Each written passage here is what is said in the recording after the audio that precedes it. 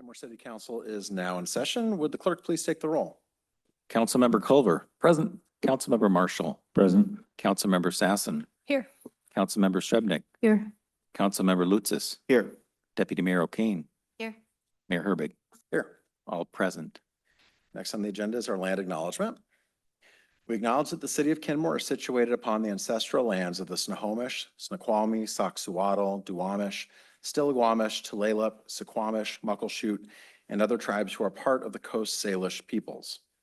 We recognize and express our deepest respect for their enduring stewardship and profound relationship with this land, which they have cherished and protected since time immemorial. We honor the First Peoples, acknowledge their vibrant cultures, and commit ourselves to learning from their wisdom in our journey to promote justice, equity, and mutual understanding. We pledge to stand alongside these communities in acknowledging past injustices and working towards a future that respects and celebrates the diverse heritage of this land. Now, if you'd all please stand and join me in the flag salute.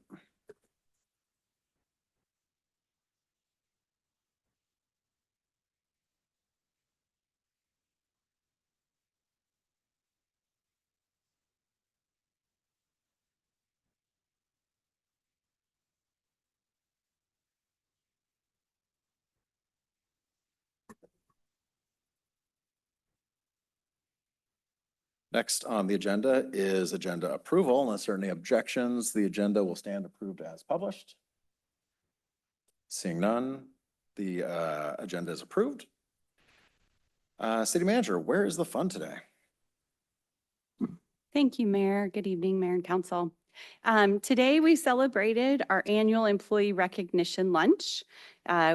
We took the time to spend time breaking bread with employees and expressing our gratitude for their service and support of our community. We celebrated 17 employees, whom you can see up on screen right now. 17 employees that had various milestone anniversaries, 2 years, 5 years, 10 years, and 15 years working at the city of Kenmore. We played a few games, awarded some prizes, and it was really just a fun time to connect with everyone and say thank you for all that you do to support our community. So that's 10 years for Quinn. Okay. Yes, Quinn was 10 and Sam Lewick, our Development Services Director, was 15. Wow. So. All right. Well, thank you so much. Thank you. That brings us to public comments. We want to welcome everybody to the council's meeting. We ask you to address your comments to the mayor and council. Folks are going to get 3 minutes to speak. If there are more than, well, we're not going to have more than 20 speakers. Please state your name and city of residence. Keep within the allotted time to make every person feel welcome and safe here. We ask that there be no interruptions, including booing, clapping, heckling, yelling, or other interruptions. The meeting is recorded for transparency. Thank you to everyone who is here to give public comment. Clerk. We have 4 people signed in to speak in this order: Edward LaSalle, Kara Messias, Claire Taylor, and Karina File.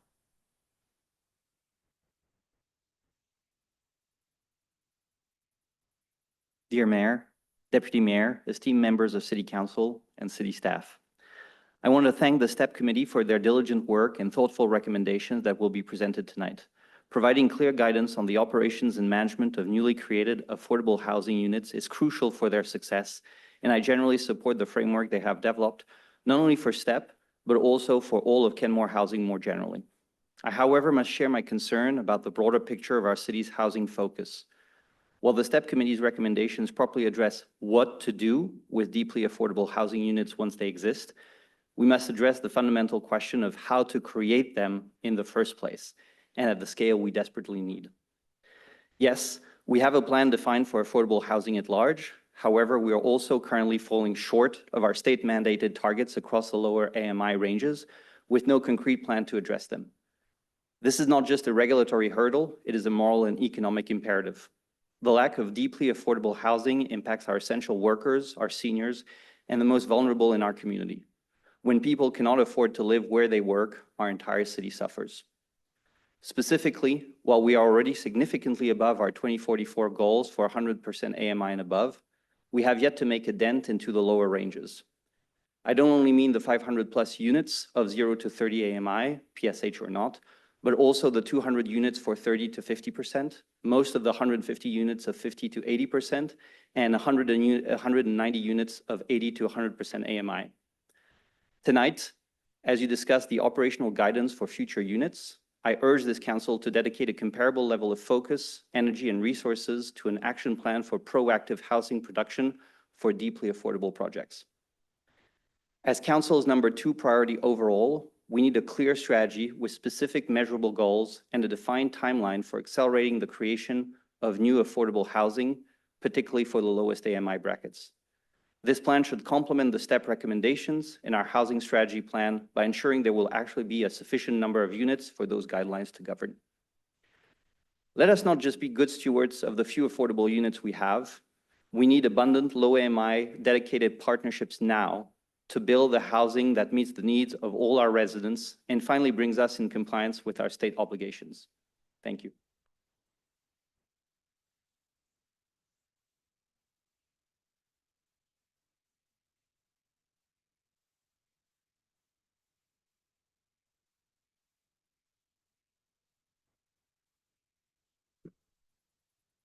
Kara Macias, Kenmore, Washington. Good evening, Mayor, Deputy Mayor, Council. I would like to speak tonight about the STEP Housing Advisory Committee's recommendations. I'm thankful for the hard work, thoughtfulness, and thorough approach in the recommendations on how best to approach and adopt STEP housing in Kenmore. The recommendations provided by the STEP Committee includes a well-considered good neighbor and operator agreement that feels appropriate and ensures comfortability from community members who have voiced previous concerns. I encourage you to also adopt code amendments to allow corner stores and small commercial within all zones. This will play a critical role in providing services and continuity in infrastructure and community connection that support residents in all housing types. I would also like to elevate the continued need for a community space and a much improved senior center. As we continue to grow and incorporate STEP housing, the need and reliance on these services provided within the city is going to grow. We need them now. Especially now as we see tough times ahead, we will need to insulate our city and make sure we are providing critical services. I applaud nearly all of the council members that listen to your community in creating the STEP Committee. This is great work and a much needed step in building a diversity of opinions together that nurture a well-rounded outcome and better policy for it. I'm disappointed in the council member that feared empowering community voices. Kenmore residents who you don't agree with are not, and I quote, villains. Better policy is made when we have constructive conversations with those we don't always agree with. Good policies are more effective when they arise from collaboration and public acceptance, not mandate. I will leave you with my favorite quote from Fierce Conversations. The conversation is in the relationship.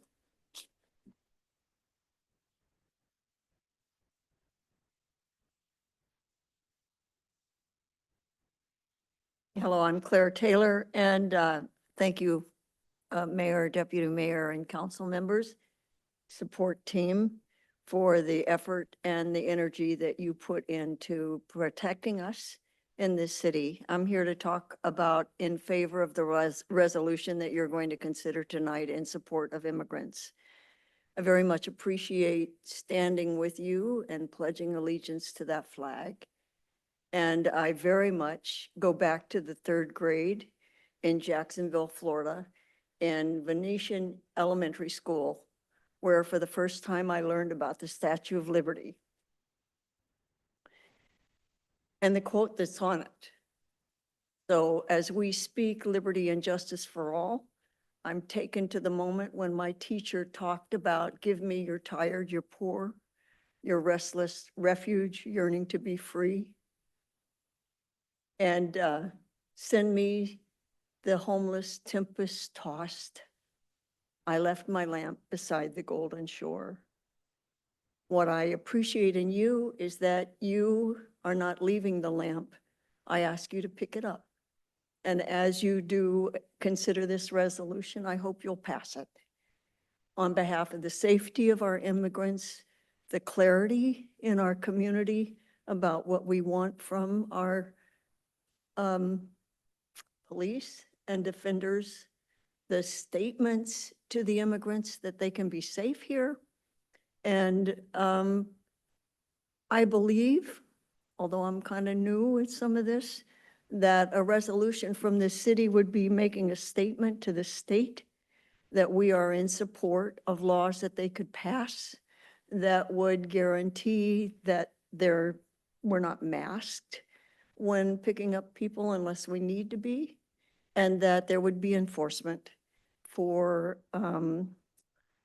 moments when legal rights have been violated and the people that we care about who help build this community alongside us and for us are cared about. Thank you. Can we get your city of residence for the record? Oh, Sir. I didn't say my name. Claire Taylor, and I Yes. live in Kenmore. Thank you. Thank you.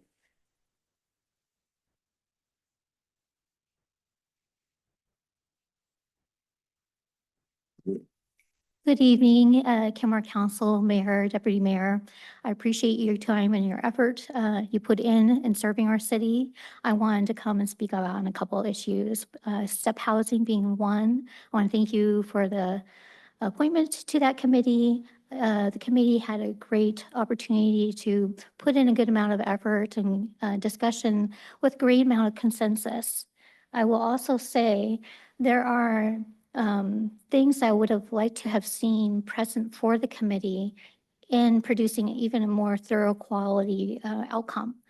And that would have been looking at comparison policies of what's working well elsewhere. Great cities doing exemplary work are cities of Shoreline, cities of Redmond. They looked at National League of Cities case studies and put together great policies into place for great actions for their cities. The better outcomes we see are based off of that and in their further continued work. To be more specific, the city of Shoreline, they, in their good neighbor agreement, it's a little bit more expansive. It's held into place together with a contract with the city and the partner. It's also looped into each lease agreement so that it's legally binding. And they don't have many problems. One of the things they also do to financially protect the city is to have a certain amount of, a threshold of emergence calls versus not emergency response, but emergent calls that they routinely respond to. Over and beyond that is the responsibility, the financial responsibility of the provider. In addition, there are some other things they also do. They require, and they put it into their contracts, that there is required fundraising. This is normal and it's seen all across our state, but it's important to have it stipulated in the language that your grants are finite. They're not always plentiful. And it is a part of the responsibility of the partner to do some of that fundraising.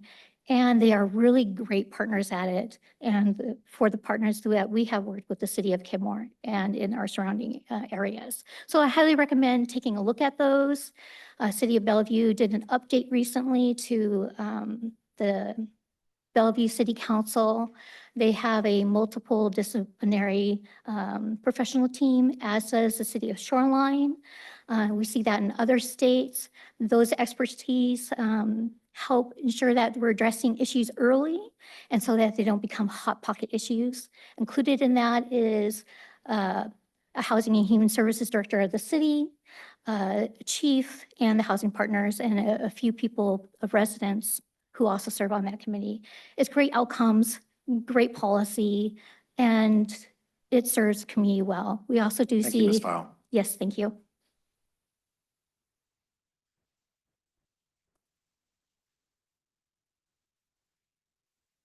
And that concludes the ones who signed in. All right, thank you, everyone. Brings us to our consent agenda. The chair will entertain a motion to approve the consent agenda. So moved.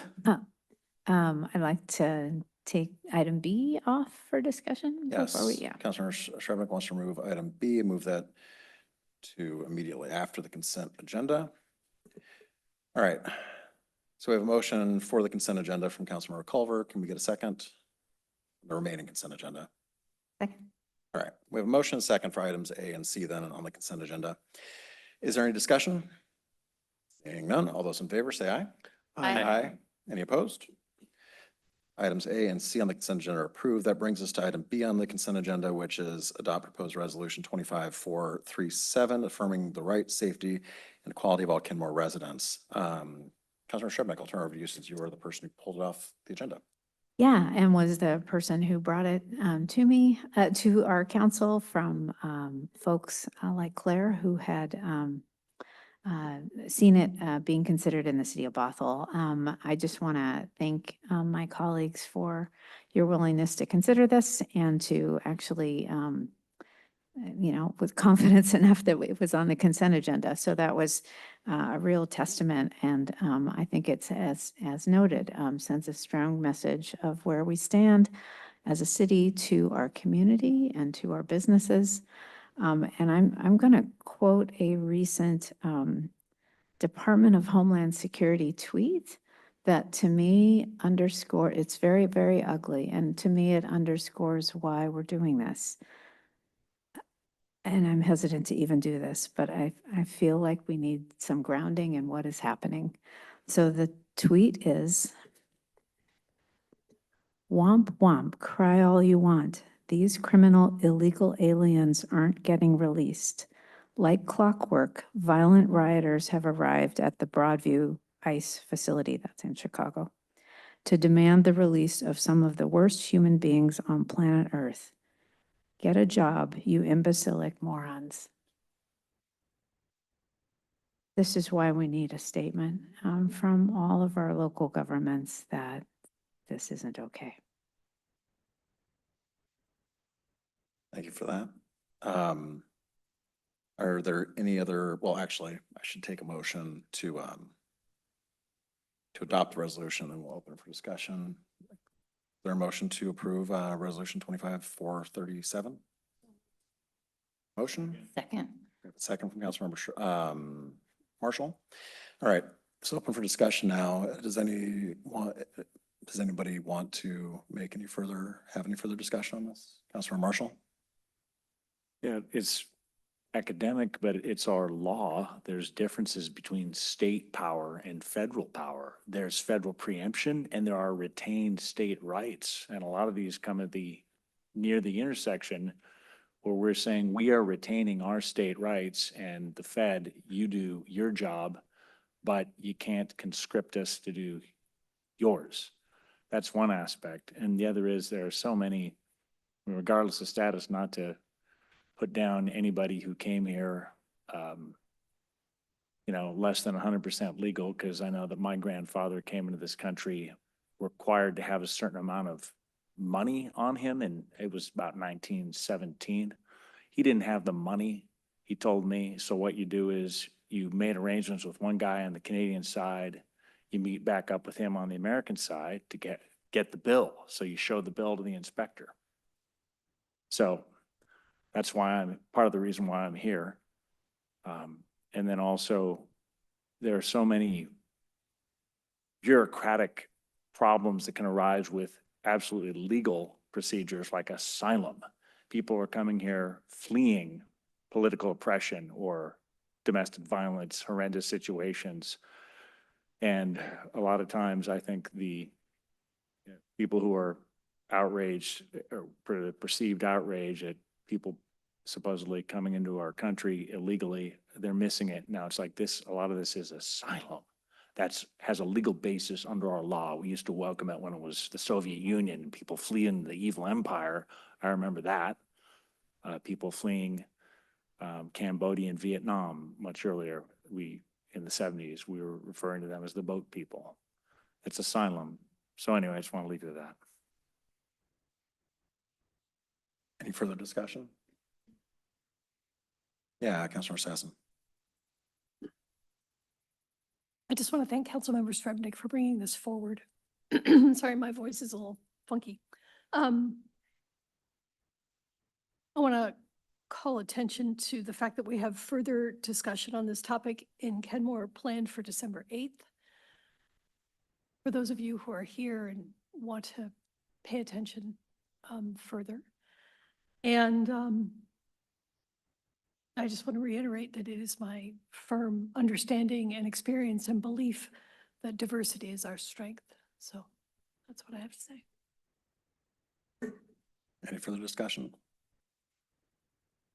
All right, seeing none, would the clerk please take the roll? Councilmember Lutsis, Yes. Councilmember Marshall, Yes. Councilmember Srebnick, Yes. Councilmember Culver, Yes. Councilmember Sassen, Yes. Deputy Mayor O'Kane, Yes. Mayor Herbig. Yes, the resolution is adopted unanimously.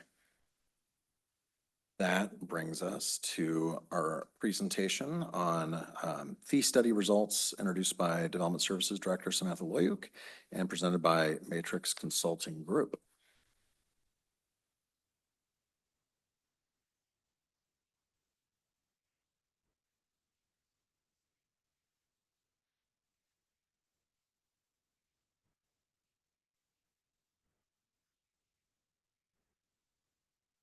Good evening. So this evening, the fee study schedule, or sorry, fee study results. This is the first item and it will be followed by the fee schedule. And in 2025, as part of Development Services Work Plan, a fee study was included to help evaluate whether our permit and land use fees align with the actual cost of providing the services. The last study was in 2017, and the findings from the new study will help inform the 2026 fee schedule, which will be considered later this evening as a separate agenda item.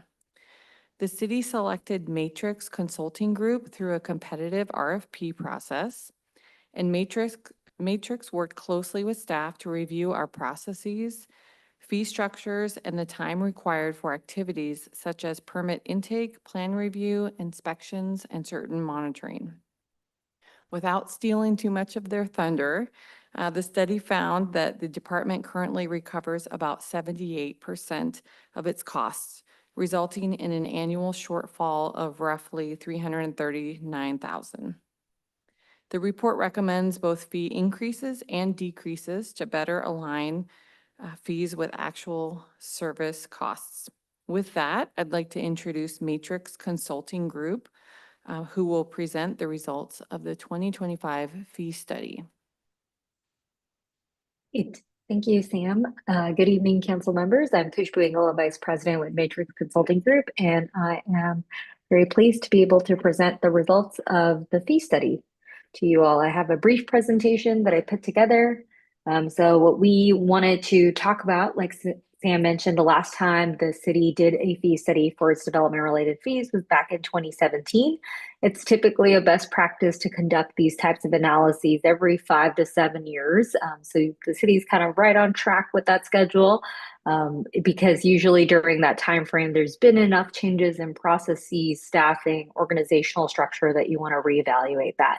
And then the other reason that you want to do these types of fee studies is, again, to comply with state regulations that state that the fee should be based on the reasonable cost of providing service.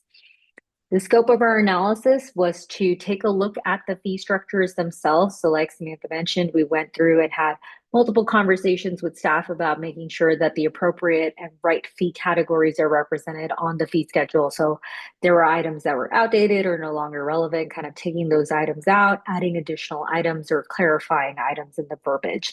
Again, here to make sure that we're in compliance with the different legal regulations at the state level, charging reasonably for the fees for service. We did this by taking into account the average amount of time that it takes to provide these services, and I will talk briefly about that shortly.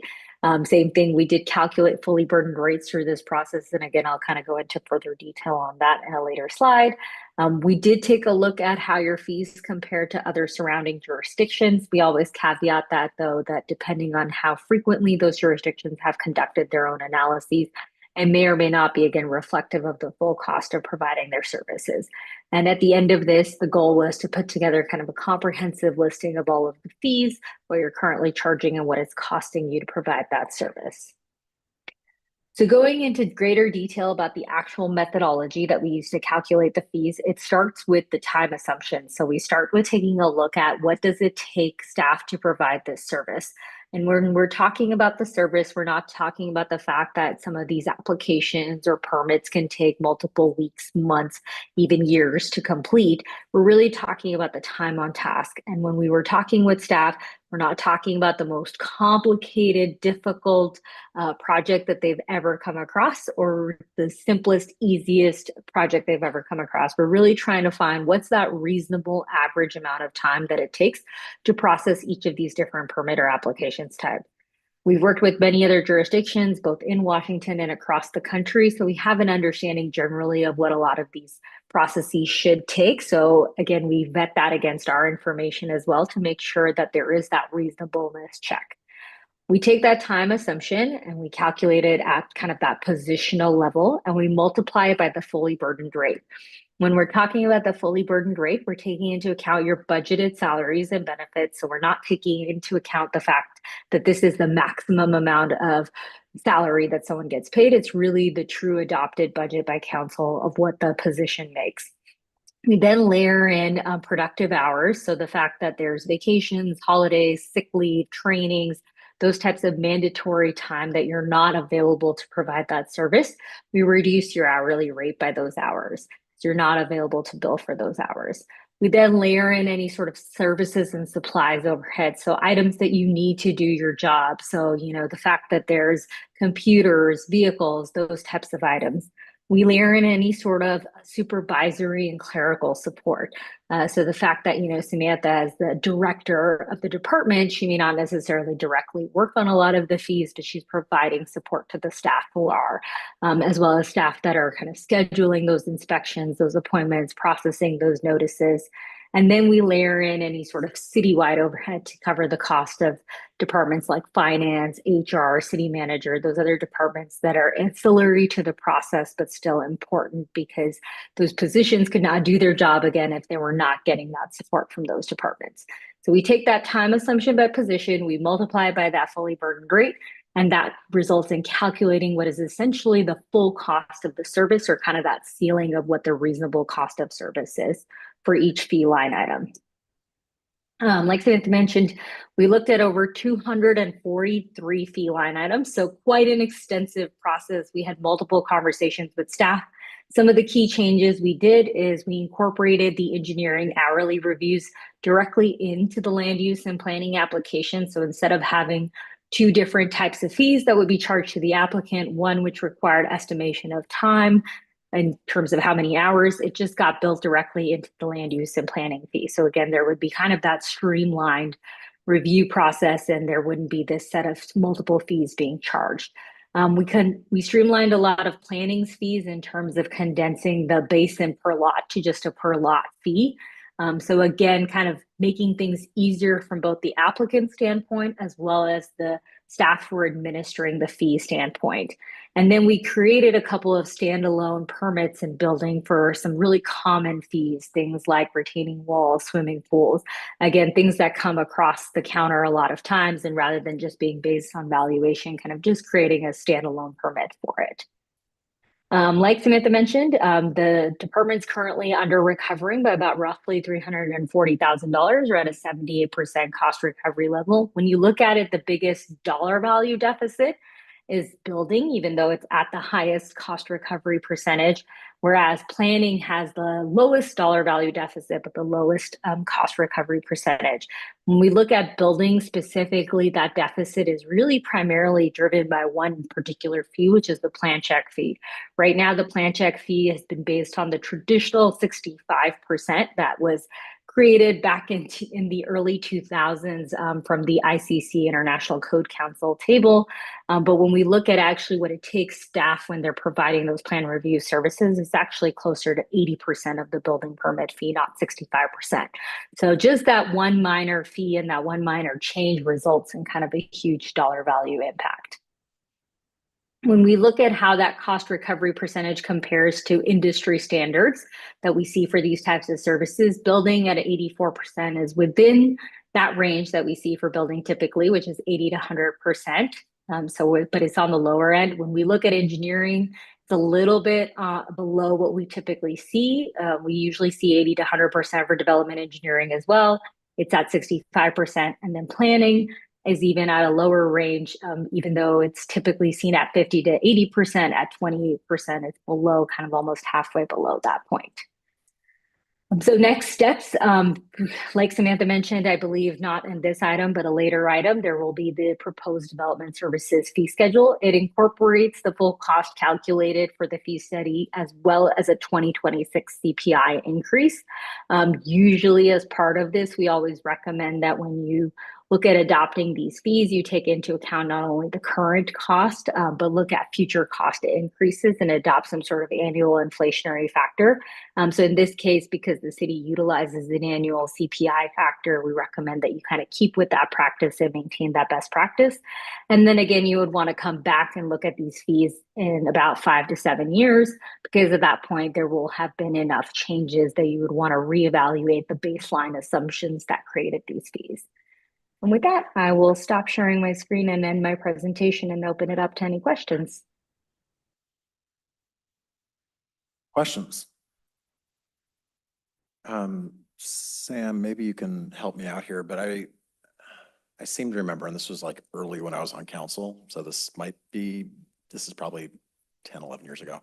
Did the council ever set like direction for staff to have our fees have a cost recovery around 80%? I seem to remember that, but I didn't see any mention of it in the agenda report. I couldn't find it anywhere, but I remember 80% also. And when I looked at the documents and working with Kushbu, and let me know, Kushbu, I think we were at 80%. That's what Right. everything was showing. Yeah, no, I saw that. I was just trying to remember if because I swear I remember council taking some action, maybe it was informal or something when we were doing one of the adjustments. So, I mean, it lines up, but the goal here lines up with what I remember the council saying, which is great, but, okay. Do you have any questions? Councilor Lutzis? Mr. Mayor, just actually a question kind of back to you a little bit, if that's okay. Would there be any benefit to maybe, taking some sort of action just to codify that and then keep things updated moving forward? I don't know. We could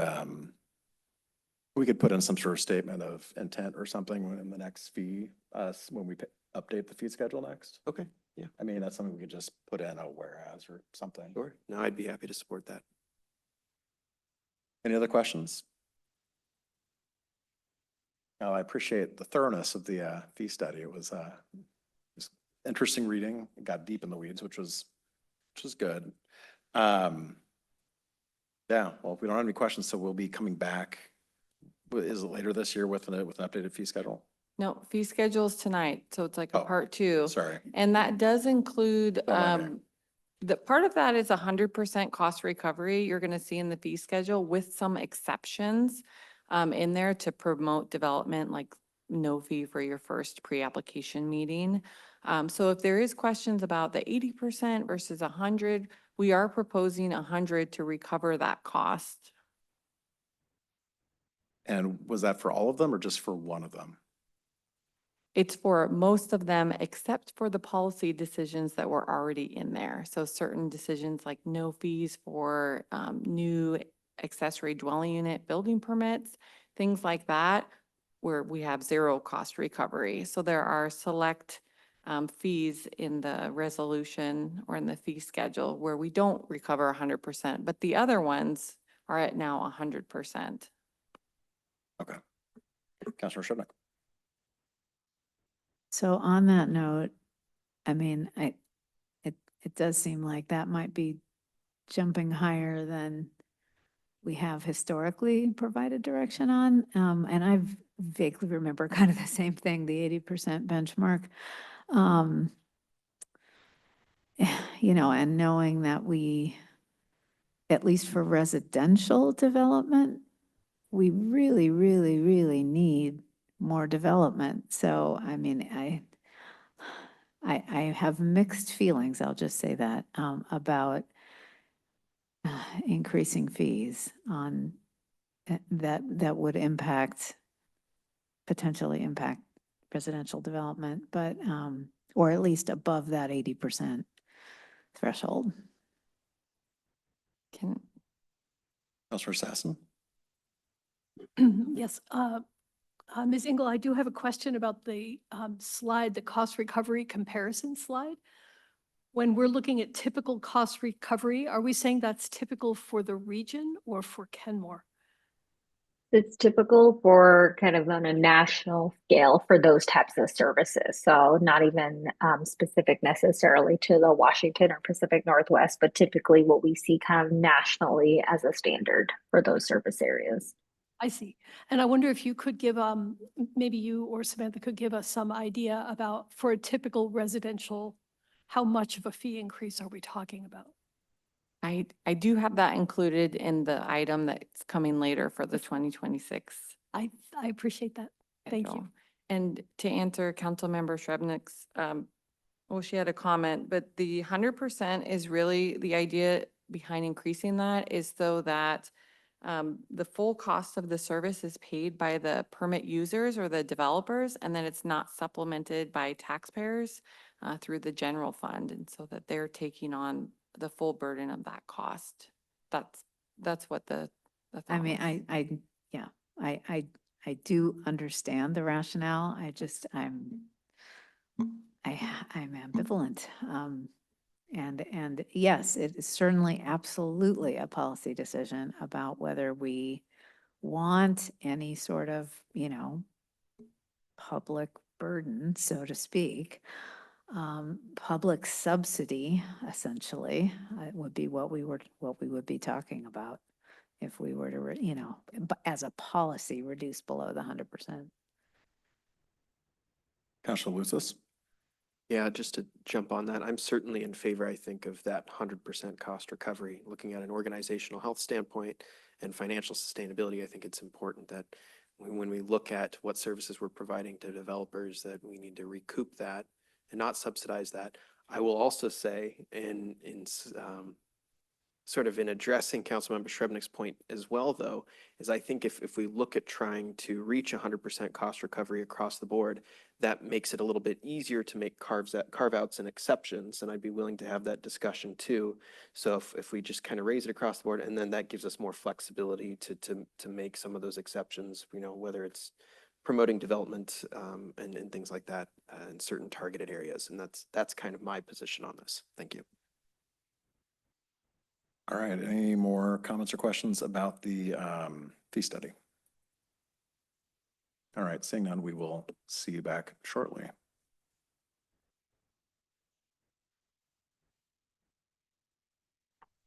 That brings us to a public hearing for temporary use permit TMP 250726, allowing construction and trade as a temporary use for the interim public workshop for a 1-year period at rail property located at 6532 Northeast Bothell Way, Kenmore, Washington, subject to conditions.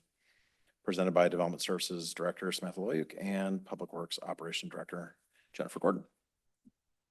Good evening.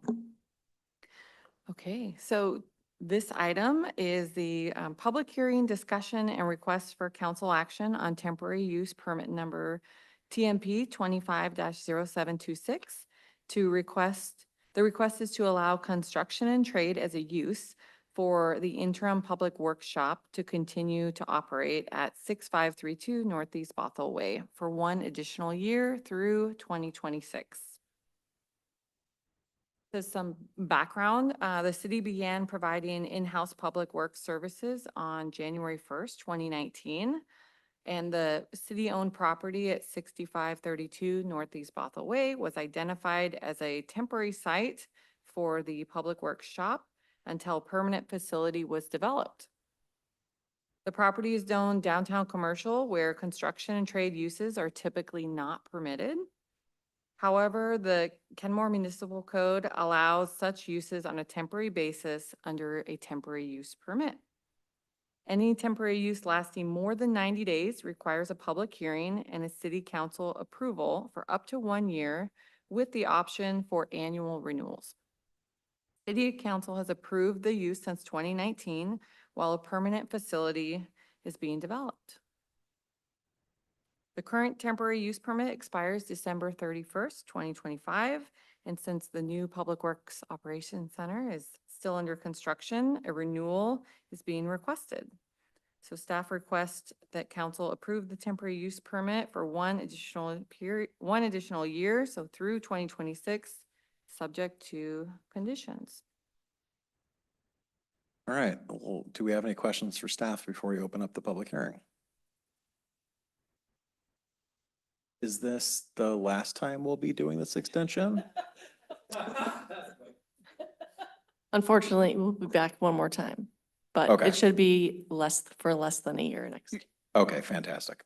I'll be happy to not have this be part of kind of the fall, winter, rhythm of things because it's a weird one. All right, with that, then I will open up the public hearing on this topic. Clerk, do we have anybody signed up to testify? Last time we checked, there is no one signed in. I will confirm that. That is correct. All right, is there anybody present who wishes to be heard on this? Anybody present who wishes to be heard? Anyone present wishing to be heard? Seeing none, I'm declaring the public hearing closed. And that brings us right back to this temporary use permit. Anything further to add? Nope. Do we have any questions or comments for staff before Councilor Lutzis? Just a brief comment. I always chuckle when there's temporary use permits that are 4, 5, 6 years. I mean, it's at that point, it's not super temporary, but with the end is in sight and I'm happy about that. So I'm happy to continue this on for 2 more times. Thank you. Any further comments? Seeing none, the chair will entertain a motion to approve temporary use permit TMP 25-0726. So moved. I'll second. Is there any discussion? Seeing none, clerk, please take the roll. Councilmember Srebnick, Yes. Councilmember Lutzis, Yes. Councilmember Culver, Yes. Councilmember Marshall, Yes. Councilmember Sassen, Yes. Deputy Mayor O'Kane, Yes. and Mayor Herbig. Yes, the temporary use permit is approved unanimously. Thank you so much. That brings us to proposed resolution 25434, the 2026 fee schedule, presented by Development Services Director Samantha Loyuk.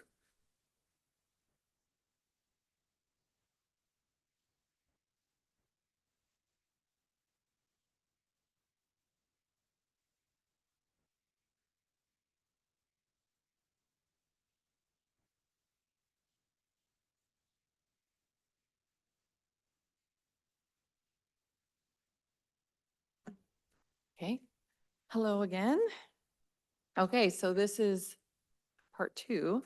This is the proposed 2026 fee schedule. So building on the information we just talked about with the fee study, I'll walk through the proposed fee schedule for discussion, direction, and potential adoption.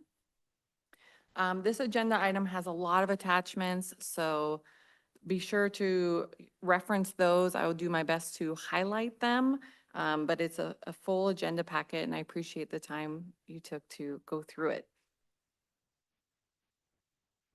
Okay, so the fee schedule is updated annually. You usually see me up here November or December of each year. The fee schedule encompasses a broad range of city fees, not only from Development Services Department, although those do make up the majority of the fees. The schedule also includes items like park reservation fees, annual right-of-way use fees, surface water management charges, and other things. However, the bulk of it is permit and land use fees. For permitting and land use fees in the 26 schedule, the schedule incorporates most recommendations from the fee study, which include a mix of cost recovery adjustments, both increases and decreases, and continued implementation of prior city council decisions, policy decisions. So here are the key changes or what's changing. In this slide, I'll highlight several of the fee schedule changes, but keep in mind, this is to supplement the agenda materials, which are fairly plentiful. So this is, thank you in advance for hanging in there, and we'll go through some of the changes. So as we mentioned just a few minutes ago, most development fees were adjusted to meet the 100% cost recovery goal and include a 2.7% CPI increase.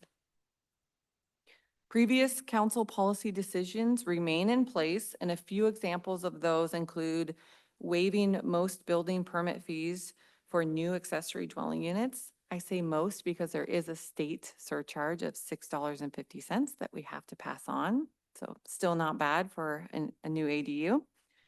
Also waiving the fee for your first pre-application meeting, and this is to help support economic development. These are usually for land use applications where we're talking about feasibility of property development.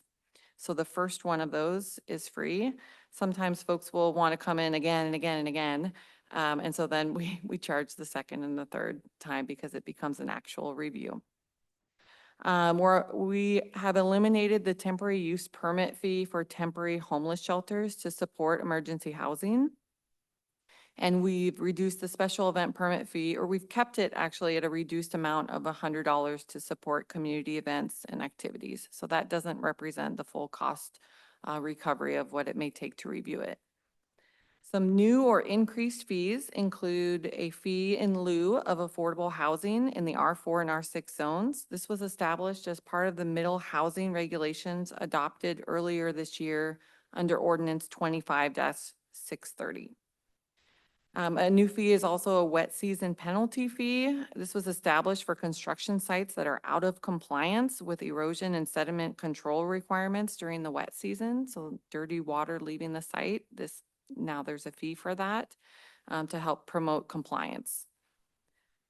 New fees were also added for the unit lot subdivision process, which is a new process under the middle housing code amendments this year. So that was a new section. So we had to add a fee very similar to other subdivision fees just for that type of subdivision. And the school impact fees increased based on the 2025-2031 North Shore School District Capital Facilities Plan, which is attachment 3. Joined with us this evening also, if there are questions, is a representative from North Shore School District, should there be any questions on the capital facilities plan. The school impact fees were increased for single family from $15,159 per unit to $16,550 per unit, so that's single family.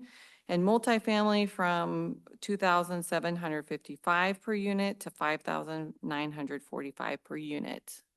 So those are the school impact fees. Other impact fees, transportation and parks did not increase. However, you may receive, when the, as part of the PROS plan coming next year, you may see an increase to the parks impact fee, but it's not included in this because we don't know it. So that is a summary of those. And, okay, so this is the fun part, right? You guys got some numbers, a deeper dive into all the data. I know a few of you like that, no names. But these are permit fees that go back to 2015. And there's also like a breakdown of each of those. And I try to show it here. And so I'm looking at these and thinking, well, what does this really mean for the 2026 fees? And you can look at this and say, whoa, look at 2026. But actually that large increase represents the fee in lieu of affordable housing, which developers can choose to build smaller homes or provide an actual affordable unit on site instead of paying that fee. So it looks like a lot when you see it in a graph, but actually that's something that, you know, if developers continue to build houses that are, 4,000 square feet of living space, then that is, their permit fee would go up by that much. If they choose not to, then you can see the next graph that the permit fees are pretty steady from 2021. They're pretty consistent.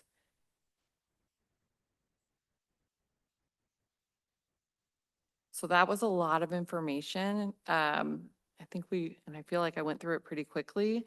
So I want to open it up to questions and any direction that you have. And then if you do decide to approve the resolution, then that would be your choice. But now I leave it up to you. Questions, comments, Councilmember Marshall? Stormwater fees, that was not the surface water fees that we increased for the salmon culverts. Those are different, aren't they? So the surface water fees, and I will look for my colleague here, but I can tell you, let me actually go to that section. Okay, so the surface water fees that are at the end of the fee schedule these are called the Surface Water Management Service Annual Program Charges, which were established as part of a resolution in 2023. So nothing has changed with the annual rates.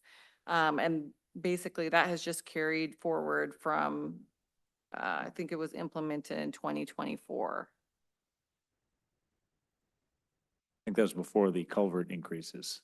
I think that's different.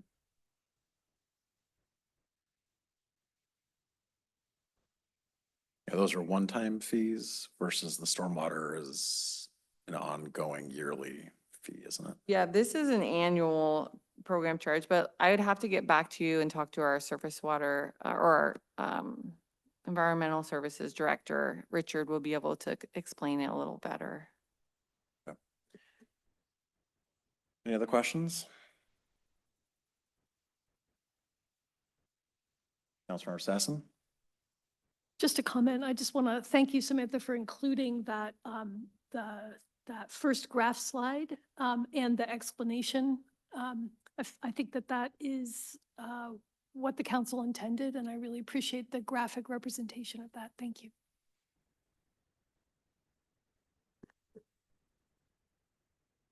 Any further questions? All right. Well, seeing none, the chair would entertain a motion to approve proposed resolution number 25434, the 2026 fee schedule. So moved. Second. We have a motion and a second. Is there any further discussion? Councilor Lutzis. Yes, we had that little discussion earlier about 80%, 100% cost recovery. I'm not sure exactly where the best spot is for that, so I'm probably just going to speak a little bit, so there's a little more context here in the future. But I think, you know, I've expressed sort of my position on this, that I'm okay with 100% cost recovery. I don't know how I feel about subsidizing developers with taxpayer money, but in addition to that, making it more flexible if we look at aiming for 100% cost recovery, save for certain policy direction that makes carve-outs and exceptions to promote further development and things like that. You know, I don't know that it's necessarily beneficial at all to put this in a line anywhere, since this is just a year-by-year thing. So that's why I'm just saying this now, but that's sort of my position. Thank you. Any further comments? All right, seeing none, would the clerk please take the roll? Councilmember Marshall. Yes. Councilmember Culver. Yes. Councilmember Sassen. Yes. Councilmember Lutzis. Yes. Councilmember Strebnick. Yes. Deputy Mayor O'Kane. Yes.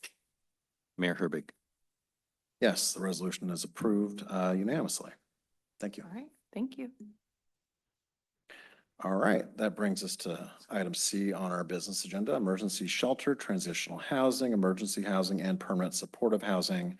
Housing Advisory Committee recommendations for step housing regulations, presented by Assistant City Manager and Community Development Director Debbie Bent and Senior Planner Brittany Chu, and Step Housing Committee members and Kimberly Horn consultants.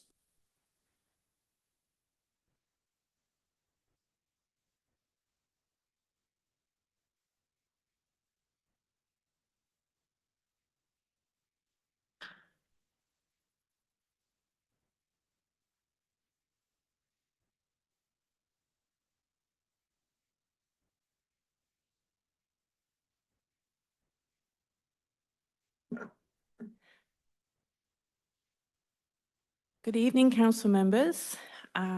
So tonight we will be presenting the Step Housing Advisory Committee recommendations on step housing. Step housing being shelters, transitional housing, emergency housing, and permanent supportive housing, which we're going to shorten to STEP. Joining me this evening, I have Brittany Chu, the Senior Planner in Community Development. I have Nick Chen, who is the consultant who has been facilitating the committee. And I have two committee members with me tonight, Kathleen Sullivan and Jos Kachinka. So how we are planning for this to go this evening is I'm going to turn this over to Nick. He will run through an overview and presentation of the materials that you also have in your packet. And then we are going to be open for council comments and questions.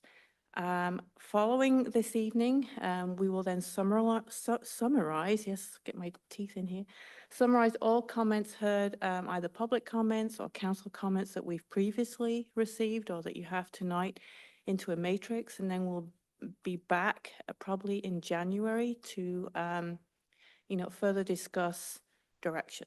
So on that note, Mayor, if it's okay, I would like to turn this over to Nick for the presentation. Thank you.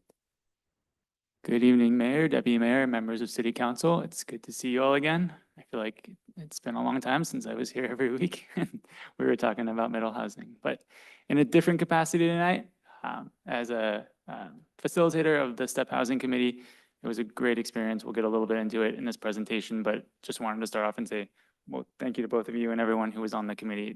There was, as you can imagine, some difference of opinion on different things, but a lot of good consensus and good discussion, which is the kind of what we hoped for.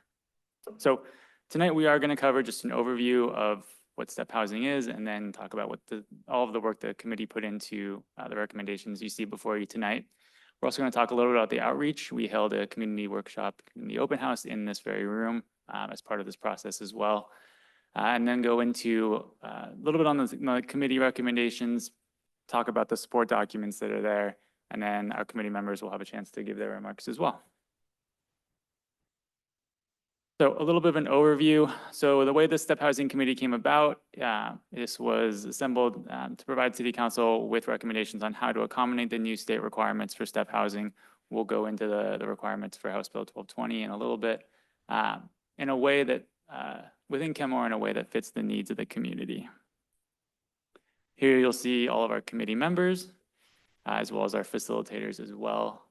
And again, several of our committee members had prior commitments and some sent their comments by email as well. So on STEP housing, as Debbie mentioned, it stands for emergency housing, shelters, transitional housing, emergency housing, and permanent supportive housing.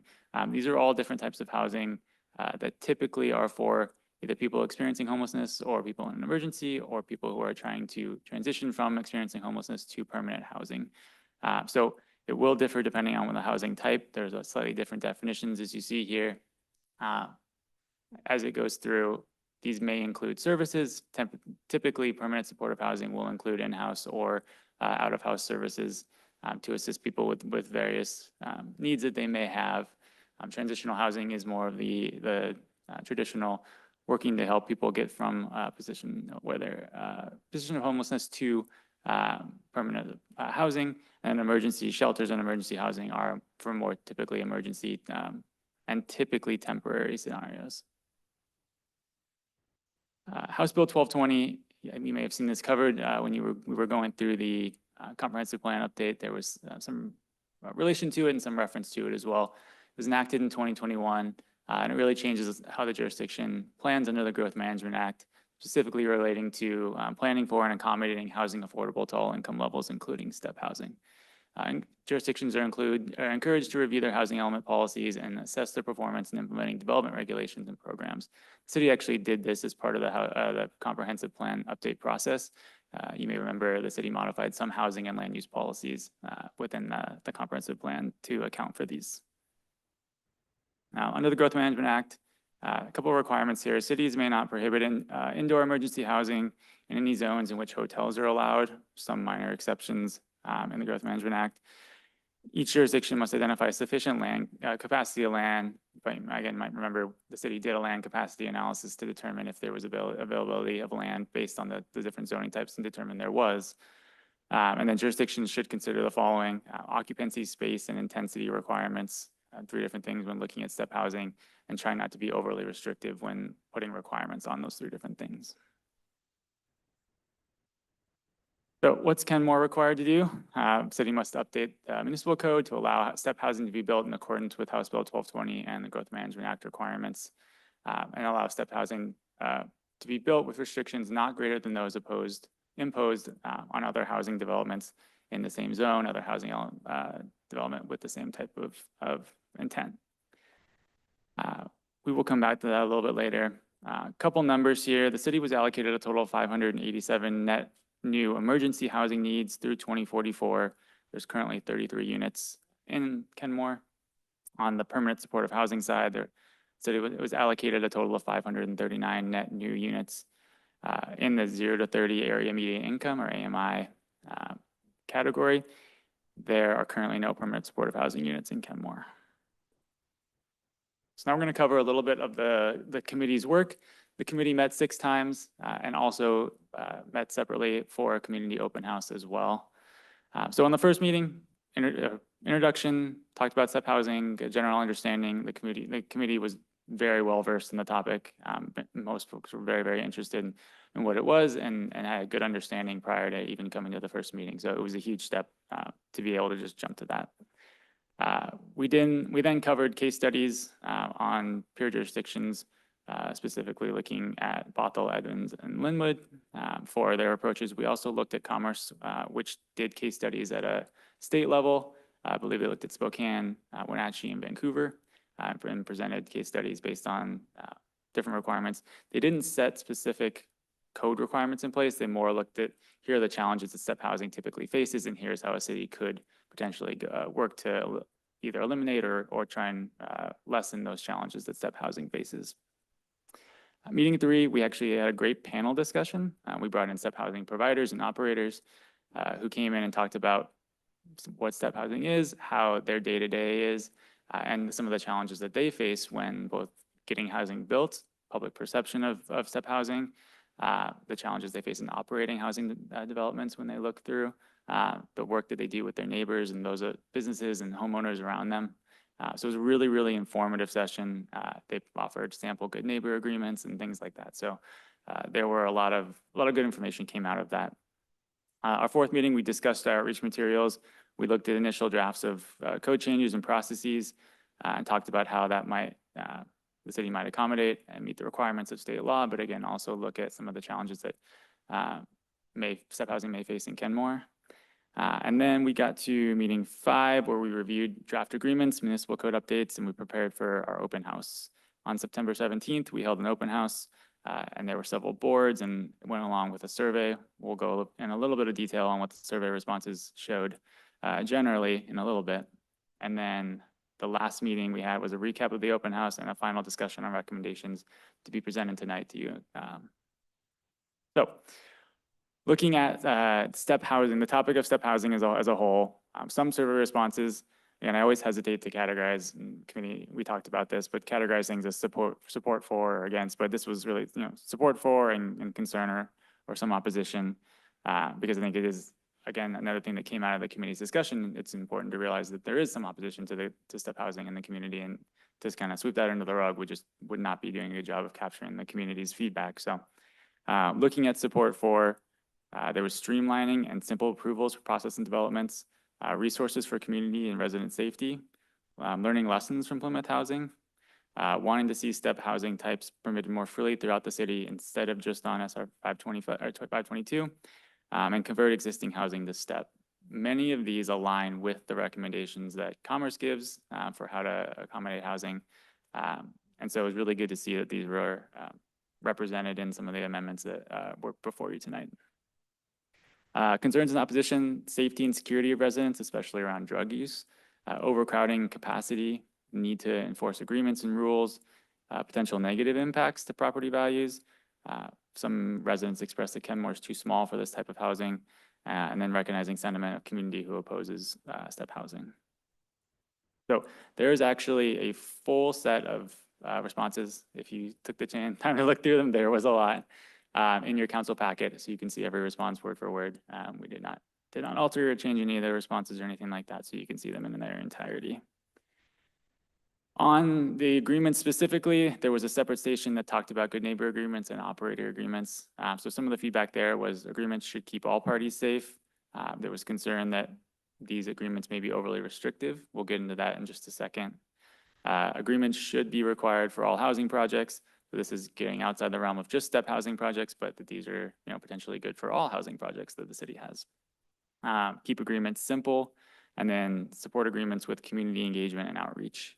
On concern and opposition, potential impacts to neighboring businesses, the lack of enforcement and accountability was a big discussion topic that we had in these agreements, whether they're required or not required, what really are the potential implications for a step housing development that either does not abide by their good neighbor agreement or breaks some kind of rule.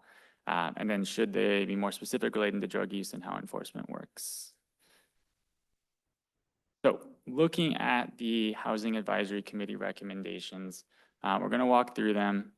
The ones up front are a little bit more things the city has to do in terms of must allow step housing in certain zones. The recommendation is to allow step housing in all the zones that the city is required to allow them in, which is the vast majority, especially when it comes to transitional and permanent supportive housing, because they happen in essentially every residential zone and where hotels are permitted.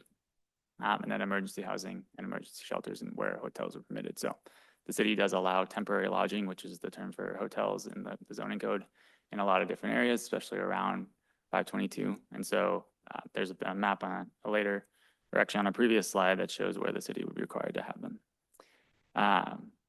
One note here, the recommendations do not include zoning amendments for cold weather shelters. These are being coordinated separately. These are being discussed and presented separately, but we are coordinating with the Sam and her team as they're putting this together to make sure we're consistent. So overview of recommendations, consider and adopt again at a later time, not tonight. All the recommended Kenmore Municipal Code amendments relating to STEP. Certainly you could take some of them. Some are required in terms of where developments or where STEP housing needs to be permitted, and then definitions. But outside of that, a lot of the recommendations in there are not necessarily required. They were desired by the committee. Require all step housing developments to complete a good neighbor agreement. This is one where you'll see in the packet, we note further discussion with the city attorneys would be needed to look at, one, the enforceability of mandating these requirements and how they tie to potentially business licenses, which would be the revocable portion if someone were to violate an agreement. The other is that while there are other jurisdictions that have requirements for good neighbor agreements, we look at Bellevue that requires a code of conduct. Commerce does mention this potentially is an onerous requirement that's not applied to other housing types in similar zones. And so to the extent that permanent supportive housing and transitional housing have leases, those are considered housing types, and maybe this may be an agreement that is too onerous that's not placed on other housing types unless the city applies it across all housing types. We look at emergency housing and emergency shelters a little bit differently because they're temporary, they don't typically require leases, and so they see them a little bit differently. So all I have to say is work with the city attorney's office to determine whether these agreements should be put in place or could be put in place or potentially violate some of the requirements of state law is needed. But it was a big component of the discussions that we had, and so we wanted to make sure the agreement was that these were included in here. The operator resident agreement is a similar type of agreement. That is actually not with the city. That is just between an operator and the residents. And it's a sample agreement because while many larger step housing developments have these agreements in place, and they already have them and they are used to working with them, there was a big push to have smaller housing developments and smaller step housing projects that may not be as familiar or may not have all the resources that a larger development would have. And so creating a template or example was a priority of the committee as well. Require a business license for the operation of any supportive services associated with step housing development. We looked a lot at this and looked at whether the city currently allows or requires business licenses for housing projects. We do not. So it was really tied to any supportive services that the project may entail. Again, this is where we look at needing to do a little more work with the city attorney's office to determine whether the good neighbor agreements could be tied to and what the enforceability level would be there. So that's something that where we, like Debbie mentioned, we would have to come back in January with a little bit more of that. Looking at requiring a community meeting within 14 days of submittal of a permit application. Having noticing and community meetings and awareness generally around step housing was a big discussion point of the committee, and really a big consensus point of wanting to make sure that there was not this perception of the city operating in a vacuum or operating in a space to try and be deceitful by not noticing projects and things like that. And so wanting to make sure that there was a requirement for holding a community meeting. It wasn't to say that it needed to have a specific outcome. It was just an informational piece to have the ability for the community to come out and learn about a project, or to at least have noticing. Following certificate of occupancy require a 90-day check-in for new step housing developments with the city of Kenmore, as well as a continual annual check-in, basically an annual progress check-in report. Looking at encouraging parking requirements, which is it's consistent with commerce requirements. So either lowering parking requirements or finding a way to potentially eliminate parking requirements if there were certain other methods or shuttles or things put in place to be able to make sure residents could still get to the necessary resources that they need to get to. Currently, the city does have processes for reducing parking down to, I believe, 50% if certain criteria are met. That would apply in this case, but there was appetite to reduce it even further if other requirements were met. Allowing neighborhood commercial, this was a big component as well. And where it came into discussion was, one, there was a big push by the committee for neighborhood commercial in general, but also when we looked at wanting to have smaller step housing developments throughout the community versus having them concentrated in one area, a smaller, call it 1 to 2, maybe 4 unit step housing project doesn't necessarily have the resources or the space or ability to provide commercial supportive services within the actual development. So if there are the ability to provide those services throughout communities, throughout the neighborhoods, they could be shared resources, and there would be it would lessen the burden and be able to promote those types of developments at a smaller scale throughout the community. So that's where it was tied to. It's obviously a bigger code update than just the step process, but it could be involved in that. And then we have require step housing developers provide evidence of funding continuity. Again, this is not included in the proposed code amendments. This was a point of discussion because these projects do typically take a lot of different funding sources. It is not always seen as stable as maybe a typical development process because they do rely on a lot of federal and state funding, and those sources are sometimes not always available or are revoked and things like that. And so making sure that if a project, with the intent of having a project be successful in the long run, looking at the funding continuity. So the proposed amendments do also add a number of definitions for good neighbor agreement, emergency shelter, emergency housing, permanent supportive housing, step housing, transitional housing. And these definitions are in line with both Commerce and then other jurisdictions. They are unique to Kenmore, but they have a lot of similarities with other jurisdictions. Looking at code edits, I won't go through all of these, but basically transitional and permanent supportive housing are required anywhere in all residential zones and areas allowing hotels. Emergency housing is permitted in all zones where hotels are allowed as well.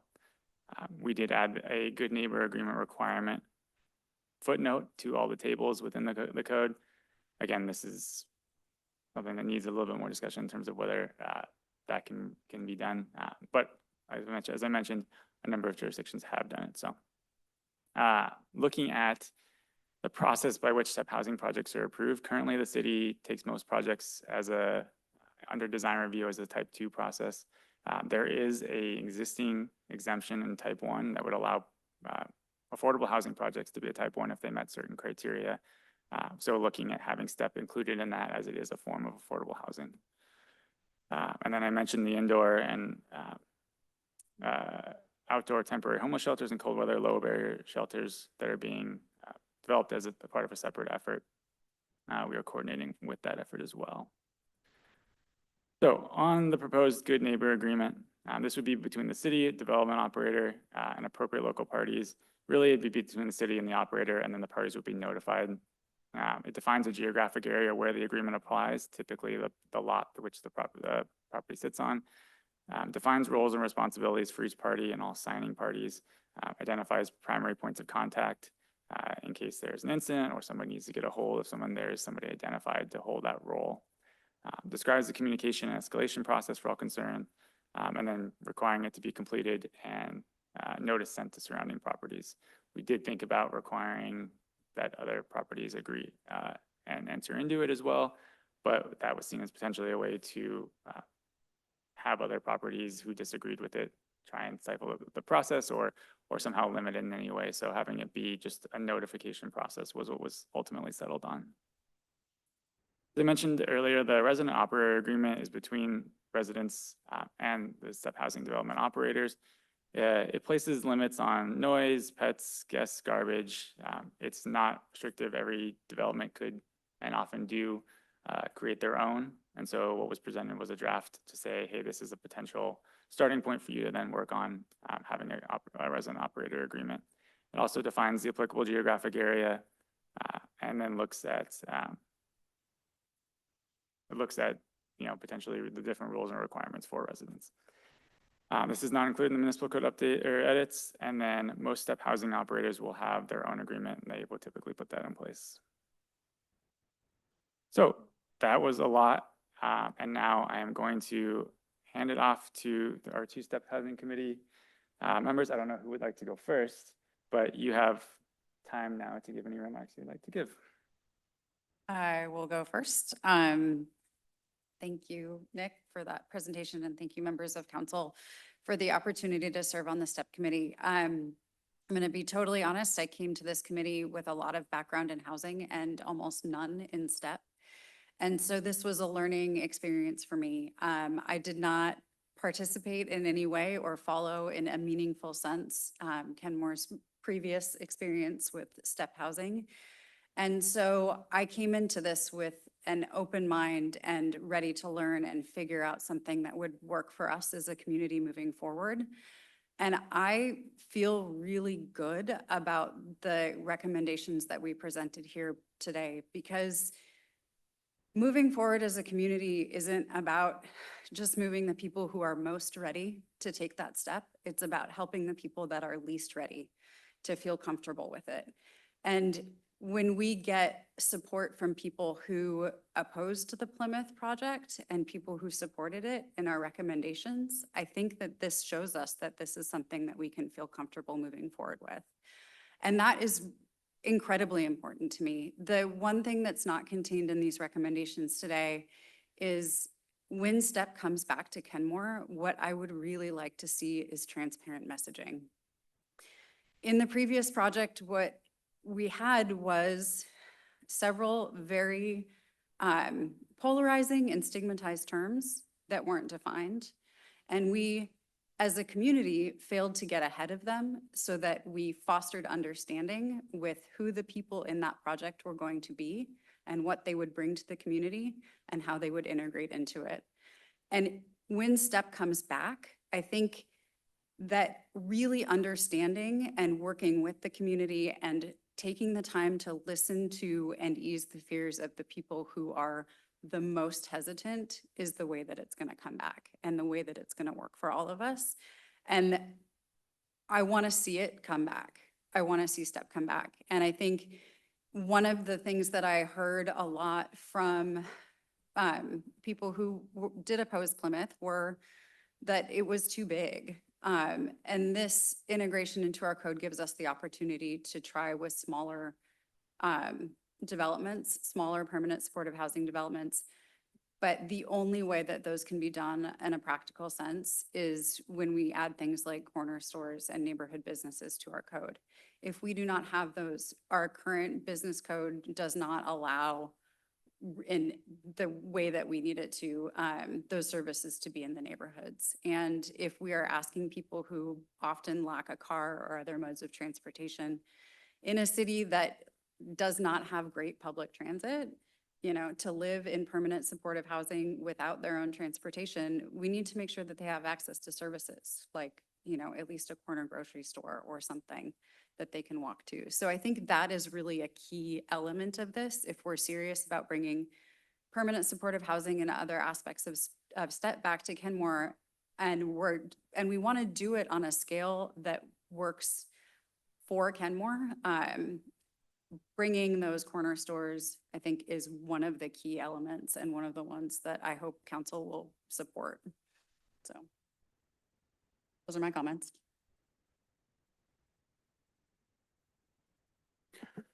Thank you. Yeah, I don't think I could say it any more eloquently than you just did. So, yeah, I really appreciate the opportunity to serve on this committee. I learned quite a bit, and it was good to dig deep into just kind of rules, regulations, what has worked, what has not worked. And I think what you see represented here tonight in the recommendations is a pretty balanced approach that acknowledges kind of both sides of the issues that are at hand here. So yeah, interested to hear the comments and questions from the council. Thank you. With that, that is the end of our presentation. All right, do we have any questions? Councilmember Culver? Thank you.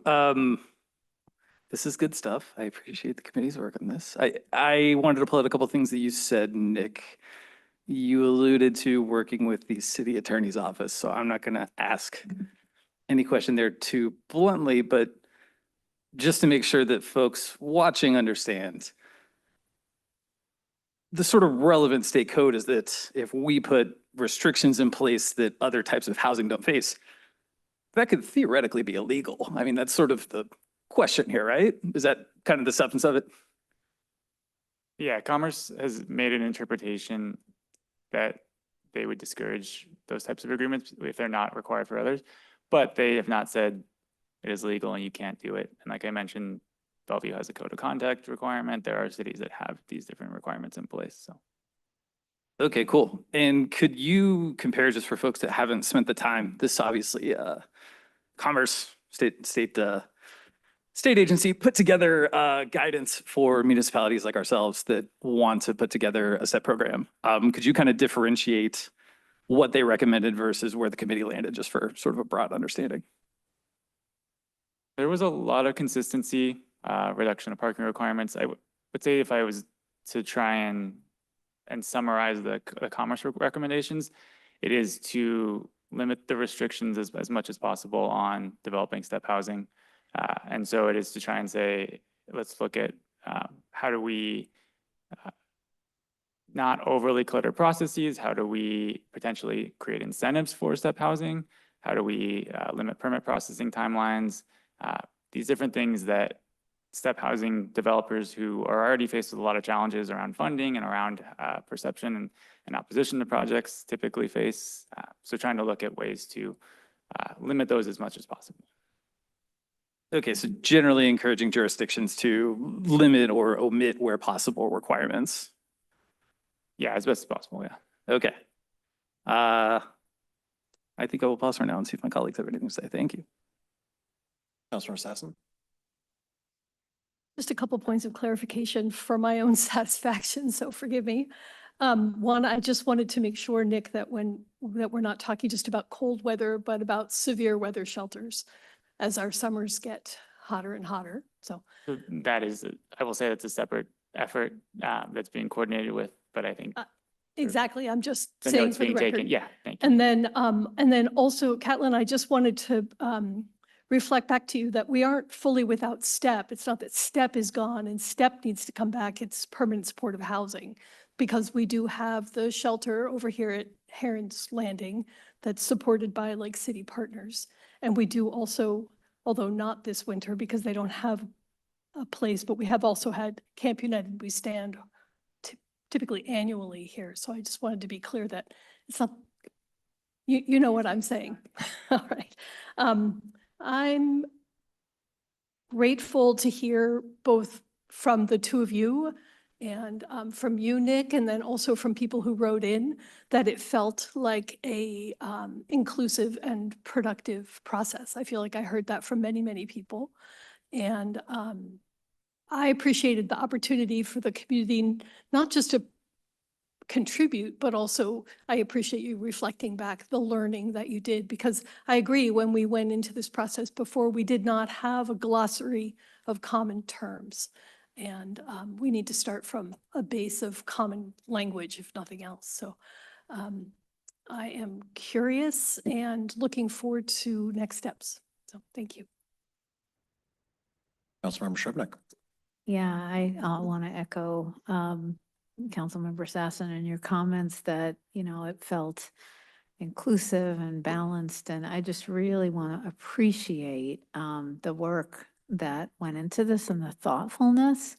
You know, we didn't exactly know what would come out of it and what the process would feel like. And, you know, and obviously great facilitation too. So just want to appreciate all of that. I do have a couple of, well, and I might do a couple now, and if people have time, since I won't, this is the first I heard that it's not coming back before I'm off council.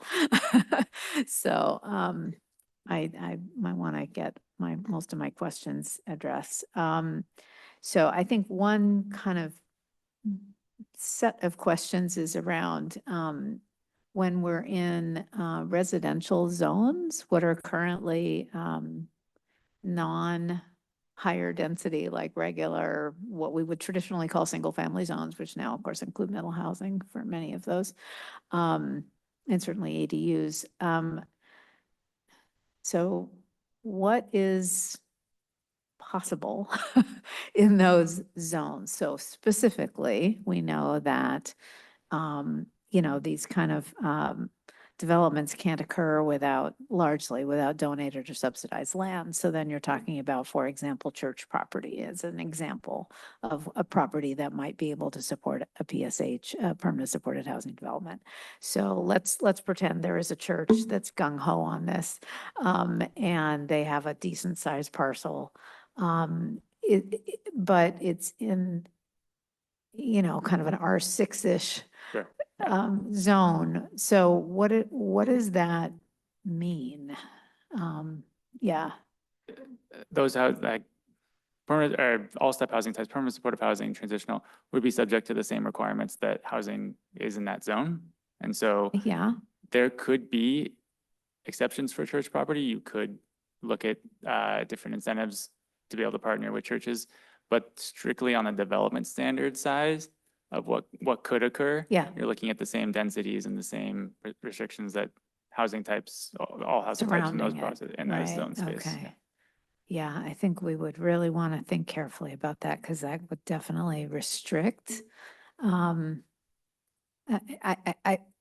I think we'd want to make some exceptions, but not to like 100 units. So I mean, I think there has to be, Yeah, there could some- be density bonus incentives, or there yeah. could be parking reduction, things like that that would Yeah, help to. exactly. Because those are perfect opportunities for those smaller types of developments that we're envisioning. Okay, so if, but, and if there was a desire from a developer and a church property to do a, you know, I don't know, 25 unit, and that exceeded the base density, or they wanted less setbacks or higher heights or something like that, any of that would not, just confirming, would not get that expedited process, right?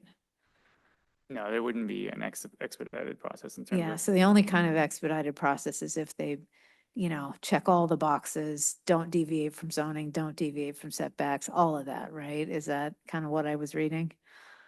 No, essentially, we put a expedited process in there for units over 100. I think you're talking about the type 1 process for affordable Yeah, housing, right? I am. Yeah, the requirement that we put in there was it was applicable for 100 units or less. And so we had to set some threshold, and we set it at 100 units because the committee didn't want to be overly restrictive on smaller developments. They Sure, wanted, okay. you know, But even for I guess what I'm saying is, even, if there was 110 units or something.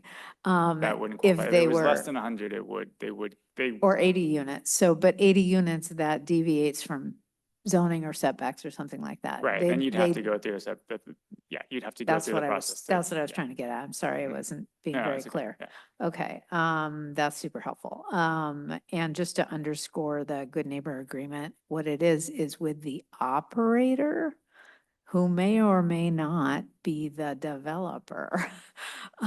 So I think that's an important clarification, and it also, it has ramifications for, how this is addressed. Is it addressed in this part of the code? I mean, these are Yeah. service enhanced housing. That is why they are different than a regular affordable housing development. And I just want people to be clear about that, is that you've got a developer and a service provider. In regular low-income housing, you don't have that. So that, it's the service operator that is the agreement is with. And it's the service operator that makes that lease agreement. So I just want to be clear that this is not a restriction on the development per se. Or at least that's not how I think about it at all. And I just have another comment. I would advocate, just for this body, since I won't be here, much lower parking requirements than even the committee, particularly for a single adult, any sort of single adult. I would go down to, 20% or less. I wasn't sure what is meant by funding continuity. I have no idea what that means. Yeah, it There is really- no predictability. I mean, it isn't in the code, so I guess maybe it's not relevant. I mean, I get the idea, but I don't know that we could go down that path. I emailed several places where there was inconsistent language and lack of clarity regarding transitional and, okay, a couple other little things.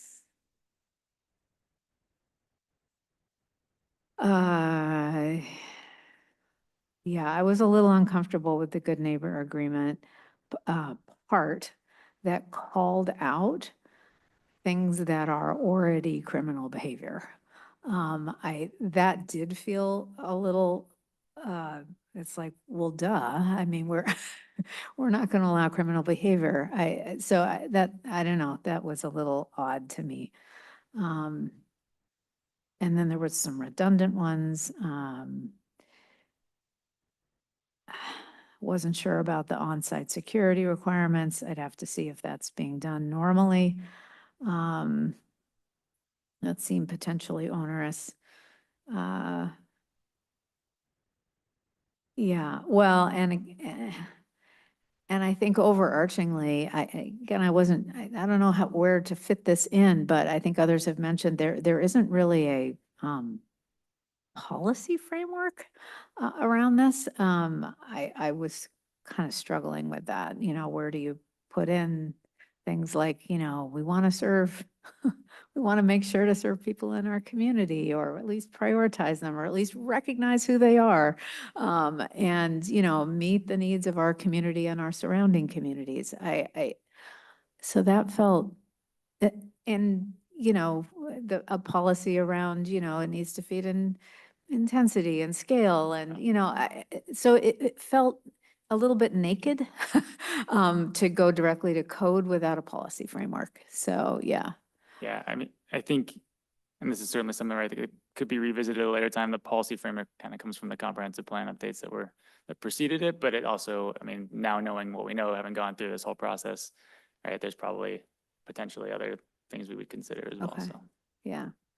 And, again, in your agreement with the provider, I would call out the requirement to actually provide on-site behavioral health care. And that is not always an assumption. So I would just want to make sure that they have some level of on-site. It doesn't have to be, 24/7, but that they are doing on-site services. And I'll just note that the committee did talk about that, and where the discussion point came up was it's difficult for really small developments to have on-site care. So that's this discussion point Oh, that came up. Well, yeah, I don't okay, know if that makes sense. And certainly not for scattered site. I am talking about ones that have certain level Sure. of scale. Yeah. Councilor Marshall. I didn't do anything. I wanted to, can I make one comment on the Yeah, of financial course. continuity? So the mental model exercise that when we came up with this idea was basically, given the current federal environment and the reduction in funds, in like the case you were talking about, where the city has donated and granted the land, a building has been built, you now have a service provider who potentially loses all of their funding and is no longer able to serve the people living in there. So the question is, what happens if they still own the building? In the most extreme use case, could they then remove those residents and redevelop those into luxury condos and sell them commercially? Because the city's now given away the land, right? And so that was the question here, not you need to have evergreen funding for forever and ever, but like what happens if you lose your funding and you can't actually provide the services that the whole project was built on serving? That's helpful. We might see that played out in the next year or two here. Yeah. Councilor Marshall. Well, thank you to everyone involved in turn and to the staff, at least first of all. And I have a small constructive criticism. It was just in the characterization of the thoughts in support of or concerns plus opposition to. I was hoping there might be some support with details or support with caveats. And it's not to belabor it, but I think it's important to have show that people can support permanent supportive housing as long as it meets the right criteria, rather than just, out on the other side of opposition or concerned. And thank you to the committee members, everybody who's here and not here. It takes guts to be dealing with these issues. It takes brains, obviously, which we appreciate from each and every one of you. Foremost, I've read the statute at least several times, the relevant portion. I was thrown when I saw the zoning map that had permanent supportive housing appeared to be placed everywhere in single family or everywhere in, residential zone. You read the statute, of course, it doesn't say that. It doesn't mandate the housing in the zone. It says municipality shall not prohibit, which legally is a very different meaning. It doesn't say shall not limit, shall not place conditions on, et cetera.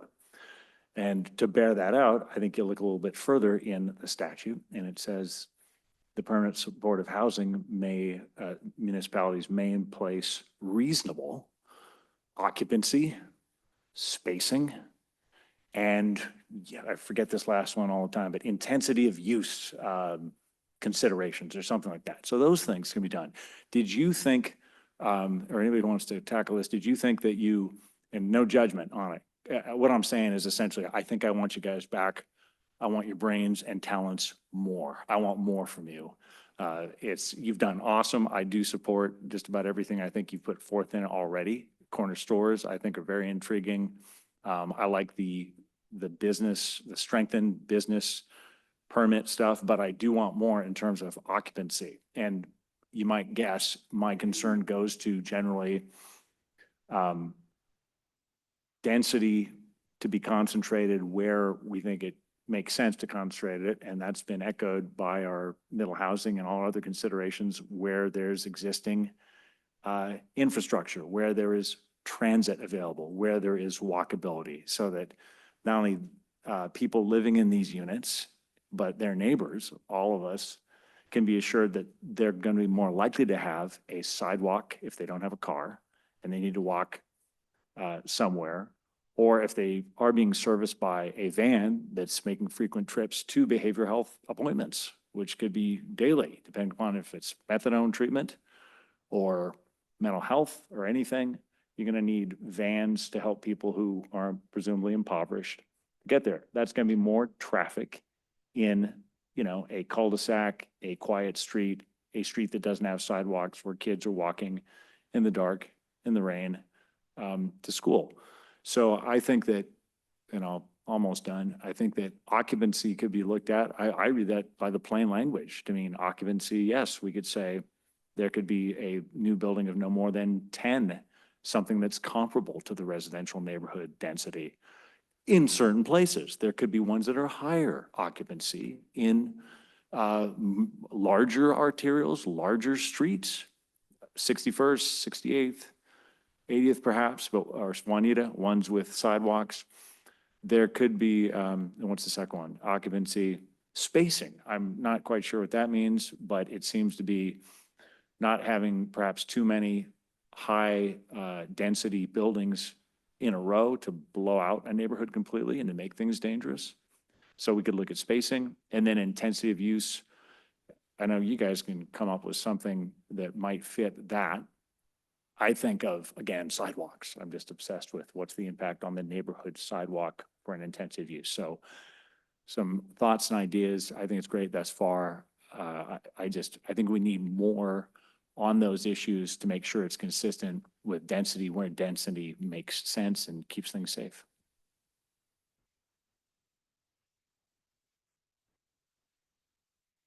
One of the questions that I asked when we were going through this was what the maximum number of units we'd see in the residential neighborhoods would be. And I think Councilmember Srebnick touched on this as well. In the R6 zones, you get a single family home plus 2 units of middle housing per lot. And if you buy lots side by side, then you can do things next to each other, but that's not actually that easy to put together an assemblage like that.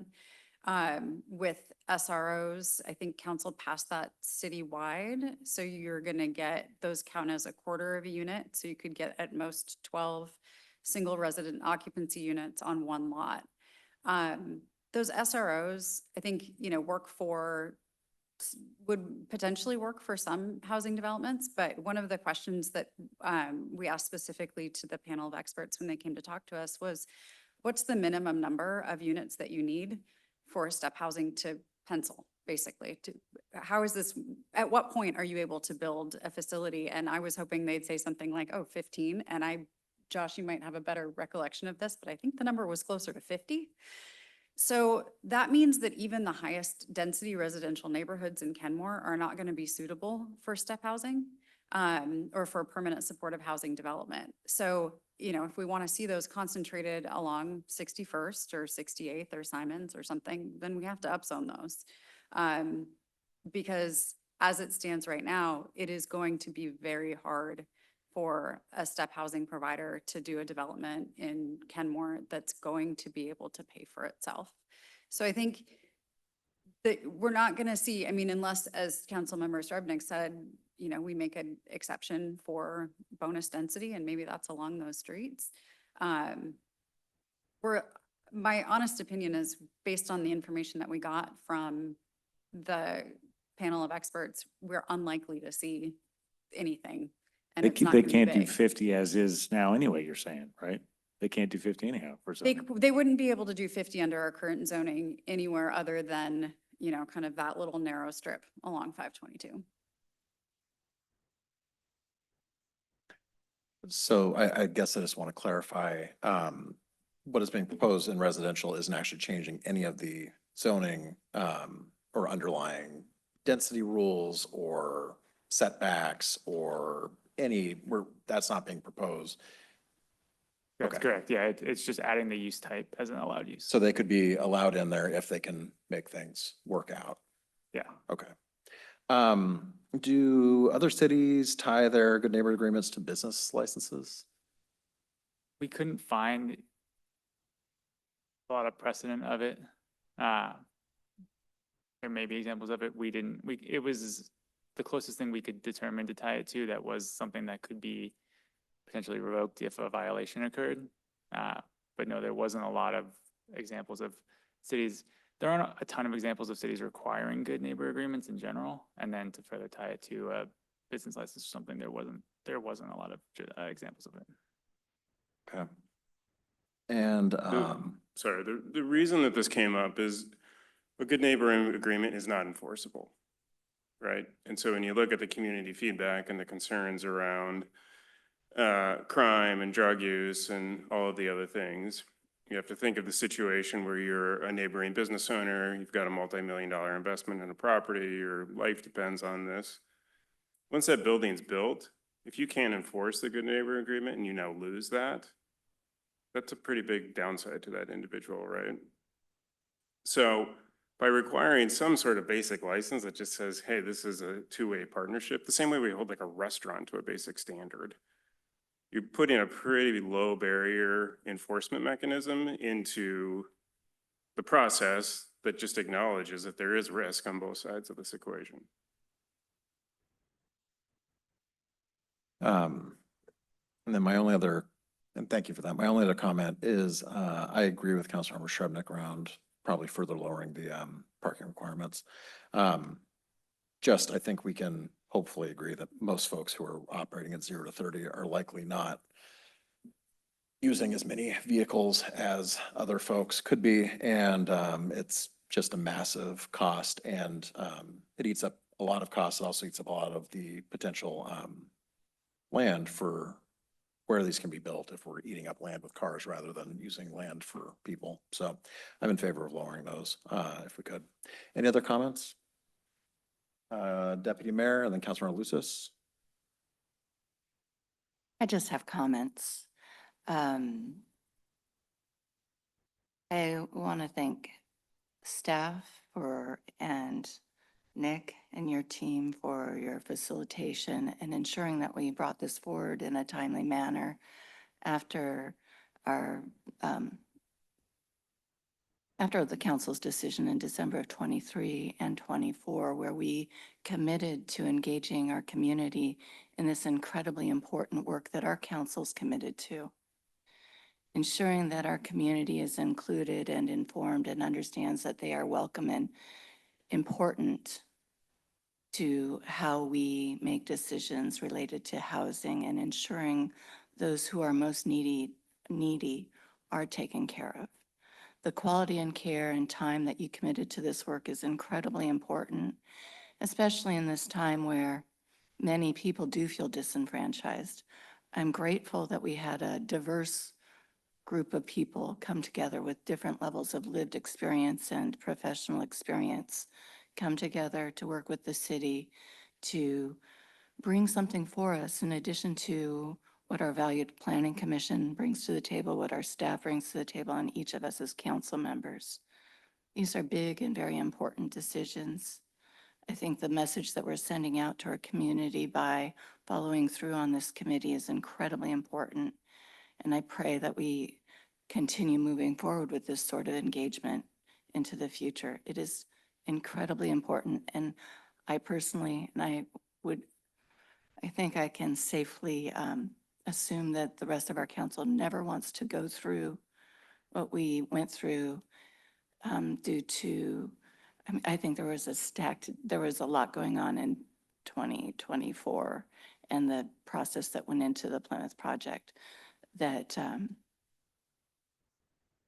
not going into. But what I'm trying to say is there was fear and confusion about things, that what we learned through this committee coming together and the outcomes that you brought together, that the city of Kenmore, the people of Kenmore want to do something about housing and homelessness. And I'm truly grateful for your work, that you were able to demonstrate that, and what we as a council will be able to do based on your work and continued community engagement that's going to be a benefit not only to Kenmore, but to our region, and that we can model to other cities what they can do so that others don't hit the roadblock that we hit a few years ago. So truly, thank you. Councilor Lucis. Yeah, excuse me. Yes, I would just want to thank all the members of the committee. I think the product that was produced, there's a lot of good stuff there. There's been a lot of diligent, thorough conversation, and it provides a great resource for us moving forward in advisement. I look over it and I see a lot of little suggestions here and there that can foster greater community buy-in and lead to a more successful path forward, which at the end of the day, I think that's what we all want. A lot of my comments and questions, Councilmember Srebnick actually already voiced, but just to echo what Councilmember Srebnick and Mayor Herbig mentioned, is I'm also in favor of looking at reducing parking requirements further. If we can do that, slash a couple of stalls in exchange for an additional unit, whatever makes it feasible, I think it's important to look at that. Councilmember Marshall.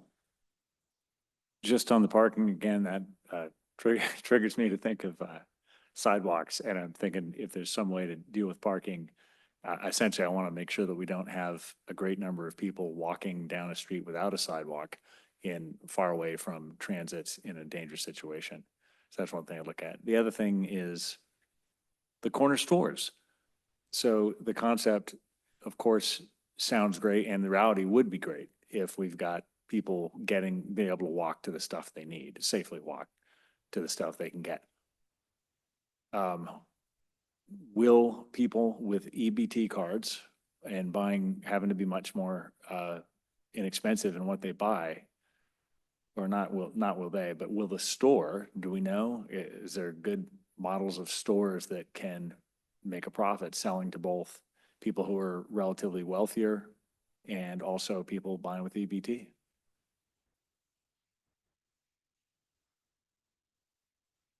That wasn't studied, but yeah, I would assume any business that went in would go in, not wanting to close their doors in a month or two or so. So they would, try and find a way to make that work. And I think just like many businesses in the community, except EBT and other funding sources, businesses, these would be no different. They would be different in size and scale and location, but no difference in operation, I would think. What did you say at the very beginning? I didn't catch it. I'm sorry. I said we didn't study that in particular as part of this. Councilmember Culver. Thank you. Two of a few things I thought might be good to clear up on the concerns and confusion front. We were all new to this. There was a lot of questions we had. Feel like we shouldn't miss that opportunity given the topic tonight. Safety and security and those sorts of concerns from residents. Most studies show that step reduces crime. Just recently, our neighbor Bellevue, they opened a Porchlight men's shelter and as well as the Plymouth Crossing development, permanent supportive housing. Back in September, the city published a memo noting that theft has decreased in the half-mile radius of the Eastgate campus since 2022. That's pre-opening, which is in line with citywide decrease in theft and other forms of property crime. I would also like to speak to, I saw mentioned in the slides, the negative impacts of property values. Reasonable. But going back a number of decades, most studies show that property values genuinely go up, as well as helping jurisdictions like ours save money on emergency service that might otherwise get diverted to things like PSH folks. Which I guess is a good pivot to speaking to the sort of resident population, which in some ways is sort of at the heart of this so-called bait and switch, as it's been characterized. I don't have the stats in front of me, but Plymouth did speak to this, and I think there's a few things to unpack there. Number of laws in place that we can't exclusively say that this housing is only going to go to Kenmore residents. There's a bunch of problems wrapped up in that, and that's forbidden for that reason. But they can do proactive targeting to say, okay, we are going to partner with or market or whatever the phrase is to get referrals, right? And try within the parameters of law to get as many residents in our area as possible. And I think they've had great success with that. I want to say that they hit something like 80% of their units were filled by folks fairly local to the community. So they address other things. I don't have the stats in front of me, but some of the concerns were, well, this was originally veterans and now it's something different, or folks with disabilities or what have you.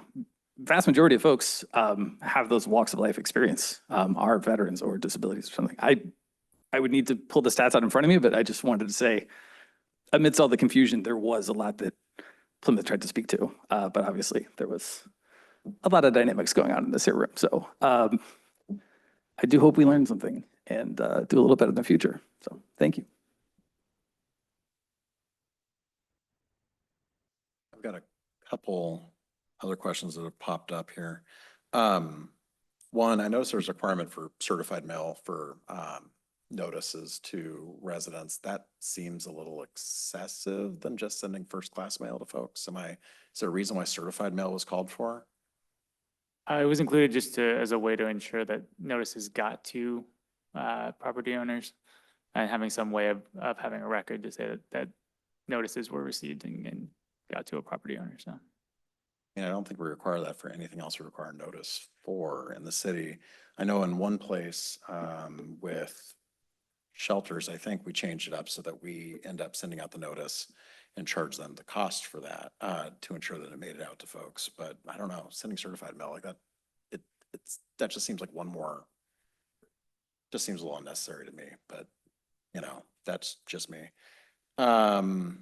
And also, and this is kind of, I think, gets to the meat of all of this. And I thought this came up when Ms. Sullivan was speaking about the size of the projects that will pencil out and where they may not be able to work out. This is probably a question for staff or maybe Nick, but do we think that these changes are going to allow for the number of step units that Commerce is telling us we need to allow for? Like, from a capacity standpoint, is this realistic, or are we passing something that ultimately will not end up getting us there in the next 20 years? There is capacity, but the challenge is going to be that typically this type of housing requires more financial assistance than a typical residential development requires. So just because we have the regulations in place and just because we have the density doesn't mean to say that the housing will be provided. Right. And I'll just add that the more incentives and the fewer barriers, the more likely you are to see it. But yeah, the land capacity analysis showed that there was capacity within the city to accommodate it. There's a lot of other factors that go into whether it actually comes into fruition or not. Okay, thanks. Councilmember Shrubnik? Yeah, I'd just like to underscore that point because I think somebody from our audience brought it up, this plan of action. I mean, this is, this is not going to happen without additional funding. I mean, full stop. So, yeah. Councilor Marshall? Well, and you can please tell me, but I've just heard, I didn't want to really look too close at it, but I've heard in general federally, there's a massive defunding. Administration's like, we're not doing this type anymore. Is that right? Or close to it? Yeah, there's some recent news to that effect. Any other questions or comments? There's multiple articles in the Seattle Times about the change in federal policy that came out this week. Yeah. Could result in a lot more people living outside that are currently housed. Councilmember Sassen? Yeah, I just want to reiterate the call both for a policy framework and then also, as Mr. LaSalle said earlier, a commitment by the city to actively move this forward with seeking funding and opportunities. So I think there's plenty of work to be done, jumping off of the work that you all have, the framework that you've all laid. So again, thank you. I will just weigh in and say I'm happy with bare minimum parking. I'm happy with corner stores. A good neighbor agreement, I think, is a good idea, and there are things that could be in there that I would object to, so I need to take that case by case. But I think that's it for now. Thank you. Deputy Mayor? Yeah, I also, I didn't mention my support for the reduced parking and corner stores. It almost goes without saying, it looks like we're pretty unanimous here, but I love the incorporation of those into what you proposed. I also just want to reiterate the accomplishment that this committee brought forward, which was something that both opponents to the previous project and staunch supporters of it came together that brought our community together in support of this. I received an email from a resident who was someone who's 30% below AMI and did not support the Plymouth project. And their main comment was, this is something I support, and I'm so thankful to see this. So I wanted to draw attention that we've received feedback from people on all sides, and us coming together, you coming together to help our community move forward in a healthy, healed way is so important. So thank you to staff, thank you to the community committee, and thank you again for this super important work. And I know that we as a community can continue building on it. So thank you. Councilor Lutzis. Yes, I also wanted to voice support for corner stores. My comment and kind of what still gives me a little pause about the providing evidence of funding continuity. I understand and relate and recognize the issue, and maybe we can talk through that a little bit more. But the problem is when it comes to providing evidence of future funding, I think we've seen that it's all up in the air and we don't have a crystal ball, and it might be very, very difficult to do that. So maybe there's some other mechanisms we can employ to still reach the same end result, even if we, this isn't necessarily something we can realistically expect, especially when funding continuity can change overnight or administration to administration. And so I think it's all sort of up in the air on that one. And then another comment that I also wanted to express for my colleagues here is regarding the business license for service providers. Having sort of heard about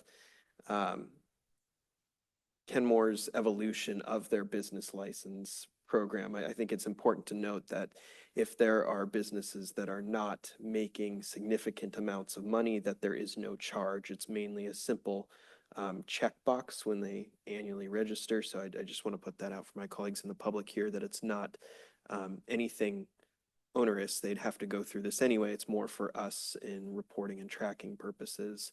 And I wouldn't see this as a license that we're trying to impose an additional fee or anything like that. I don't expect that in this sort of context.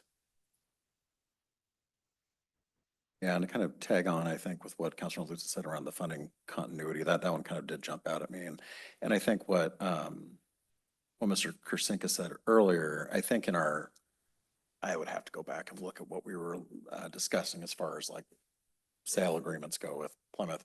But I believe we've had safeguards in ones where the city's selling to make sure it's used for that purpose or it gets sold back, same with Imagine. So I think there's ways for us to do that where the city, when the city is one of the main players in it, but also we do see these things happen organically. Part of the reason why we did all this work here is hopefully to make it easier for somebody else who maybe puts together a different funding stack that doesn't necessarily include Kenmore money, but may have state and county and who knows, federal or something down the line, can just do a project in Kenmore. And, is it really our business at that point if they're just doing it on their own? It isn't a city project per se to ensure that they have their funding. It's their business, it's their nonprofit. It either works or it doesn't. And I personally don't think we need to babysit that much on that side of things. But, and I think that we can take care of things when we're a party to it through our purchase and sale agreements and other contracts that get signed as part of that to ensure that whatever investment we're making, be it property or capital or something else, is being used in the way that we intend it to be long-term. Any other comments? Yeah, Councilor Sassen. This question just came up for me as I'm reflecting on how many senior care living homes there are in, privately owned in my neighborhood. And Mr. Kasinka brought up, not only brought up the issue of business licenses, but also restaurants. I'm assuming that the regulating body for those things is also the Department of Health. So they don't, just like it. So it's not just a business license that they're regulated by. They also have Department of Health oversight that is independent from their business license. And I guess my question is, do the permanent supportive housing operators have an overriding quality, a regulating body. Would that be the Department of Health, since they're providing mental health services, or really is it just a business license? So that's my question. I need to get back to you on that. I don't know if you recall if that came up during our meeting where we had providers come and speak to us. I don't recall that coming up. I don't believe they do, which is part of the issue.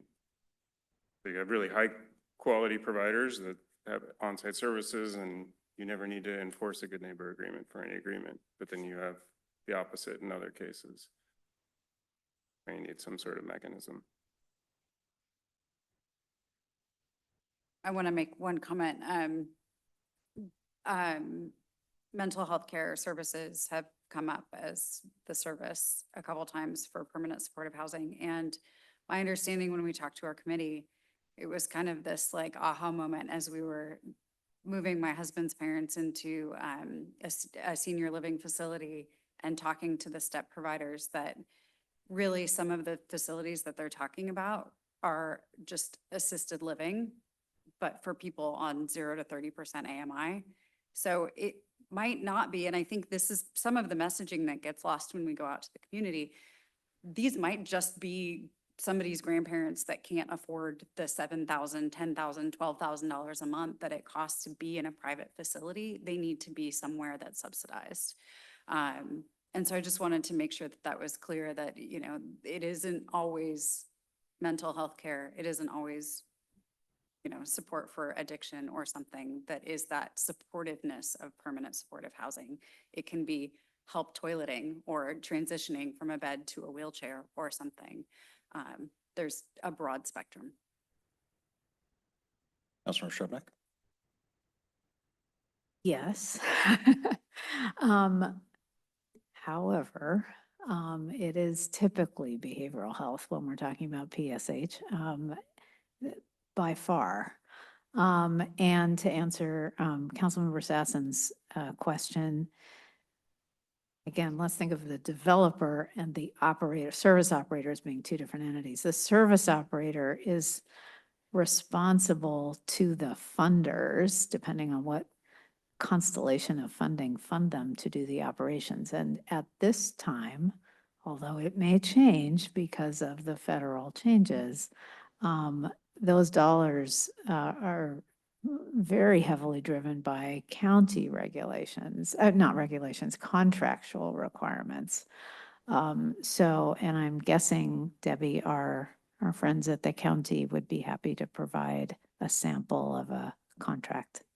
Because there's a fair amount of commonality between the contracts that are to all the different providers. I mean, there's some uniqueness, but there's a lot of commonality.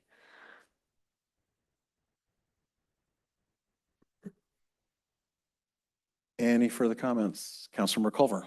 Thank you. Building on Councilmember Shrubnik's point and just speaking to how different PSH developments, what that sort of blows up to. Yes, it's funding requirements, which is part of why Commerce recommends not implementing your own requirements at a city level. They say, hey, HUD or whoever comes with a bunch of restrictions already, you know, so take that into consideration. Also just wanted to bookmark, yes, for neighborhood commercial corner stores, yes on reducing parking.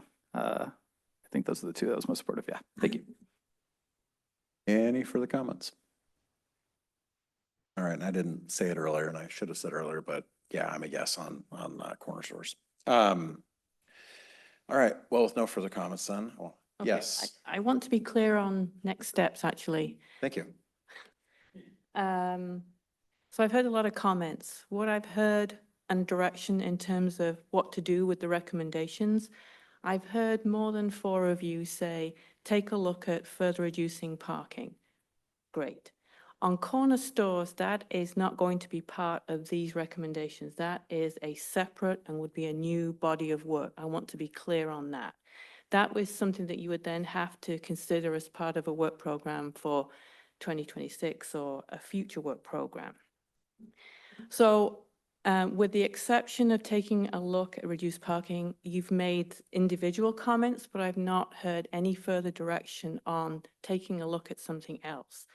I do want to point out that as the recommendations say, we will have to take a closer look at the ability to have good neighbor agreements, taking a look at Commerce's guidance and some of the legal implications, and also similarly for the business license requirements as well. But I didn't hear you say don't do that. So again, the next steps for us then would be to take the step recommendations and then bring those back to you in sort of a code format or a revised format that's also taking a look at reduced parking. That will probably happen in, looking at Nick here, January.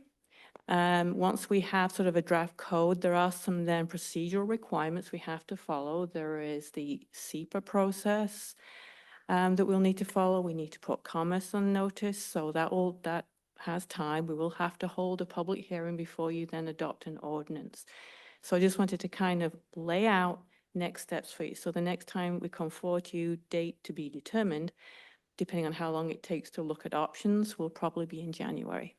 So if I have missed something that you want to be brought forward, please let me know now. We've got a few people in line, Councilmember Shrubnik, Councilmember Sassen, and then Councilmember Marshall. There were just two things, and maybe we didn't get 4 thumbs up. One, I guess, I think there is interest in trying to see whether there can be some built-in exceptions for donated land developments that would stimulate. I mean, how do we, maybe this is the conversation next week, how do we get to the plan? And I don't know whether that's part of a separate discussion then. This is basically putting the code in I place. understand, This but- is not for how do we get a project. Right, but So- the code specifies where you could have exceptions to zoning, right? It would do that if we wanted to do that, right? If you wanted to make some exceptions, then I need 4 of you to say, take Yeah, a look at so- exceptions, and then from that, what what kind of happens, right? exceptions, direction, or we can kind of come back with a proposal. I didn't hear 4 of you say, look at exceptions. Well, I mean, I So- think we don't know what the options are, but, So- yeah, okay. Yeah, and then the other one was the policy framework, and it does sound like there would be some interest in that. Councilmember Sassen. Yeah, the policy framework was exactly what I was going to say. I was just curious what the process is for the city to arrive at the policy framework. That may not be here, but what is that process? Generally, your policies are in the comprehensive plan. That's where you put your goals, policies, and objectives. The code is the implementation piece of that. The challenge with this is we're sort of mandated to do something to comply with state law. So the policy is we have to do something. And also then there are policies in the housing element and in the land use element that talk about providing a range of housing options. That's in those elements where it sort of outlines what we currently have and the targets that we have. So I don't think you need a separate policy because we already are required to do something for a range of housing and a range of affordability, but that's at your direction. Councilmember Marshall. So I was still concerned about occupational spacing and impact requirements as the statute explicitly spells out. Was anybody else interested in having the staff look at that? And my main concern is trying to concentrate more dense or larger capacity buildings by arterials and areas where it makes sense. And then also the impact, I think I'm most thinking about sidewalks. If we allow a larger development in an area with no sidewalks, that's a dangerous street, and don't at least try to make sense of that or have some sort of sidewalk through the neighborhood for people who are going to be walking with behavioral health disorders.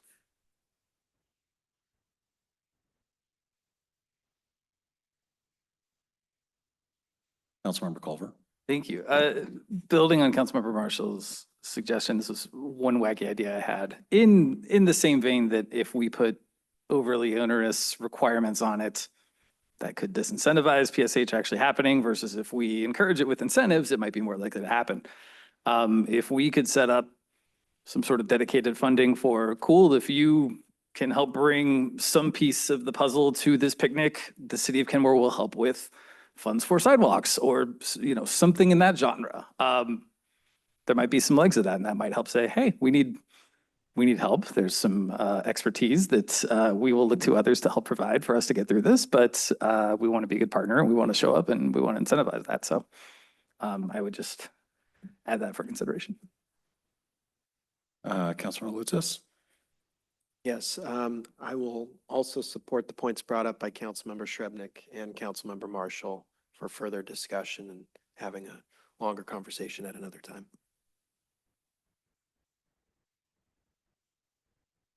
Yeah, I mean, I would just say that the conversation I think Councilor Marshall is bringing up, and I could be wrong, but we're not talking about adding any additional density that would be allowed under a current residential code in the residential areas. So I think it's a little disingenuous to add additional requirements to a different type of housing in those areas and make it more difficult, especially when we probably won't actually see much of it anyway. I would be open to having a conversation around, we know that before zoning, or at least before our zoning map, I just brought up our zoning map and I'm looking at it, but like before our zoning map went into effect or before this current one, we know that there are apartments and things along 61st that currently aren't zoned for that. We could open up more areas along arterials for slightly denser things that could allow for some of this in those areas. And that's a conversation personally that I would be open to, but adding additional requirements when it wouldn't apply to just regular market rate housing in those neighborhoods doesn't make a whole lot of sense to me. Councilor Marshall? Make sure, I apologize, use the word disingenuous, which generally means something like. Oh, I apologize for that, Councilor Yeah, Marshall. okay, all right. I just want to make sure I'm trying to be as sincere as I can. No, And- I yeah, apologize. Wasn't my intention. I have a headache coming on and we've been going for over 2 hours, so I apologize. Any other comments? Debbie, do you feel like you have enough to go on, or are there some specific questions you'd like to pull the council on? Well, based on this last discussion, I still would like some clarity on whether we're looking at alternatives for density anywhere, either on arterials or looking for exemptions in residential zones, because I've heard discussion. I'm not clear, and I'm looking at Nick and he's shaking his head either. So that means that if we're unclear, then we don't know what we're going to be bringing back to you. Okay. Could I maybe ask and I don't want to put this out there, but maybe it's the easiest way to get to the point. Is there interest from the council in looking at potential incentives or exceptions or exemptions, whatever we'd like to call them, to further promote step housing? I mean, I think there generally is. City Manager? Mayor, if I can just also clarify, next week we have on the agenda, as Councilmember Shrevenick mentioned, a full discussion around this. And so what the sidebar I was having with the city attorney is that if what we're talking about is in the comprehensive plan, we would need to link it back to this discussion, but that we don't necessarily have to decide all that tonight on the dais. We have time next week that in theory, we could find a way to refer things back into the process to provide further clarification. Okay. Thank you. So with that said, are there any further comments? Okay, I'm not seeing any. I want to thank the committee members for all their hard work. I appreciate the meetings. I know how difficult those can be, and I know that you guys dug through a lot. So thank you so much for your time. Thank you, staff, as always. Yeah, thank you. We'll see folks next week. Unless there are any objections, the council is going to stand at ease for, let's say, until 9:25.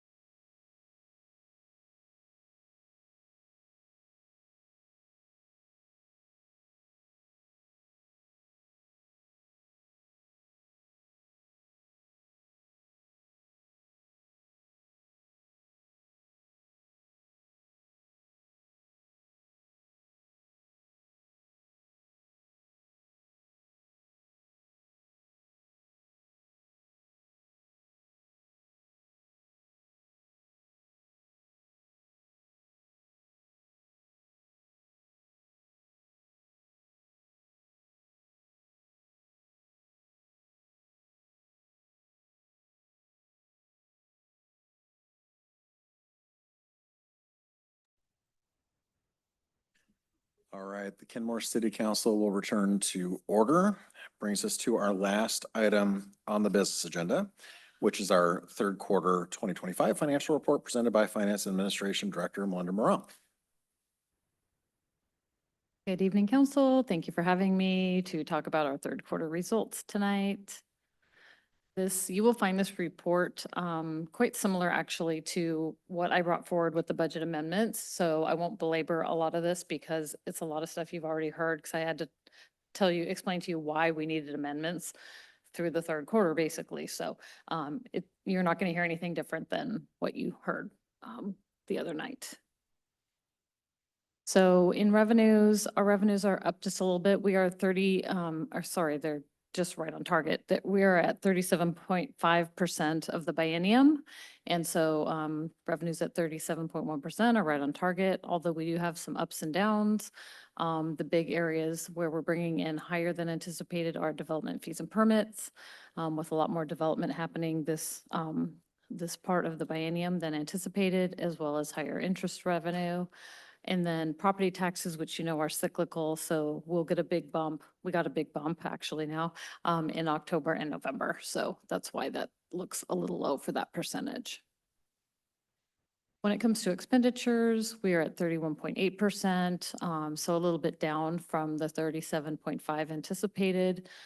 You can see a couple of the areas that are off are the legal fees. We like to see that. Also, they're lower, but there are some fees that are now being reported in the Transportation Capital Fund. The interfund transfers have not been completed yet.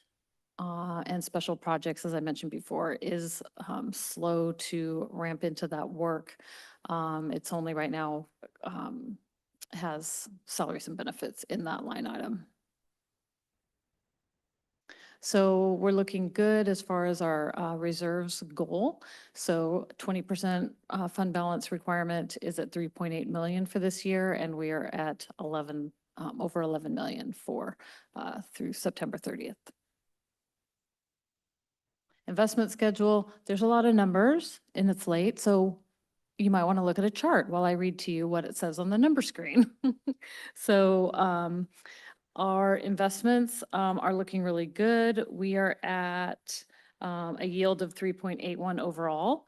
The TVI bond number is a maturity-based number, so that is not as liquid as all the others. So that big blue section is not as liquid.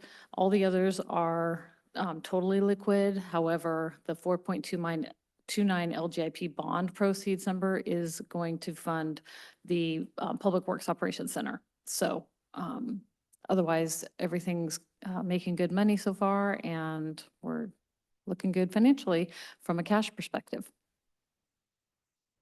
The street fund revenues, those are high at 49.3%, and that's because of the development activities and bringing in right-of-way permit fees and inspection fees. The expenditures are pretty much on target, just slightly above the 37.5%, so that's looking good. Kenmore Automated Photo Enforcement, or CAPE, we are making adjustments in this, as I brought forward before with the budget amendments. And so for the King County court costs, I have an asterisk, and those are being adjusted again with the amendments, and I'll be making a $2 million adjustment there for the budget, as well as increasing the revenue. So that should right size where we really are at in those line items. Public Works Operations Center, everything is on target as far as where we're at in the process. Again, as I mentioned before, our debt that we owe came in at a lower interest rate, so we will be doing a smaller transfer, and that will be adjusted with the amendments as well. Surface Water Management Fund is lower than anticipated in how much storm drain fees and the expenses that we're incurring. That's just a matter of timing and also just some consulting expenditures that haven't materialized yet. impact fee revenue funds, so park impact fees and transportation impact fees. Again, you saw those on the amendments to be increased because they're coming in so much higher due to development activities. The REIT funds, those are actually a little bit lower than anticipated, and I'm doing an amendment for those as they're, the revenues are coming in a little bit lower than we thought. So here's my summary. Again, we're at 37.5% of the budget. General fund revenues are basically on target. Expenses are slightly under for the general fund. Interest revenue is up. Development fees and permits revenue is up, which then of course means right-of-way permit fees, street fund, impact fees are all ahead of target. The public works debt costs are lower than budgeted, and construction costs have been slower to ramp up than we originally thought. I also have another slide that was a request, and that is the forecast that was presented to you at the May retreat. So the May council retreat, I brought this forecast. This does not have any, this does not have any of the things that were, how come I can't think of my words? Sorry. I will tell you. Does not have any of the things like that does not have any of the FSP recommendations. So this is purely the changed updated forecast that we did in May that includes higher anticipated costs specifically for insurance costs, and then also higher non-labor costs, not knowing what the tariff impact would be, but also we do know that our insurance costs are rising. I want to note that this was requested to be brought forward, but I need time to update this officially, and that will be brought forward at the end of January. So you will see a fully updated model then. But I also do want to remind you that this trajectory will continue to happen at some spacing. You know, the actual timing of it may differ, but unless we bring in new sources of revenue, that trajectory will happen. It's just a matter of when. So the trajectory is not going to change. It might change a little bit, but it's really just going to move unless we bring in more revenue.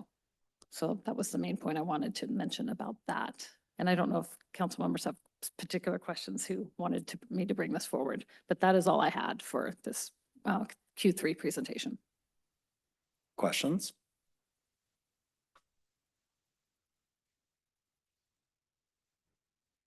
Councilor Lutzis. Thank you very much for this presentation. I'm always happy when we're doing better than we budgeted for.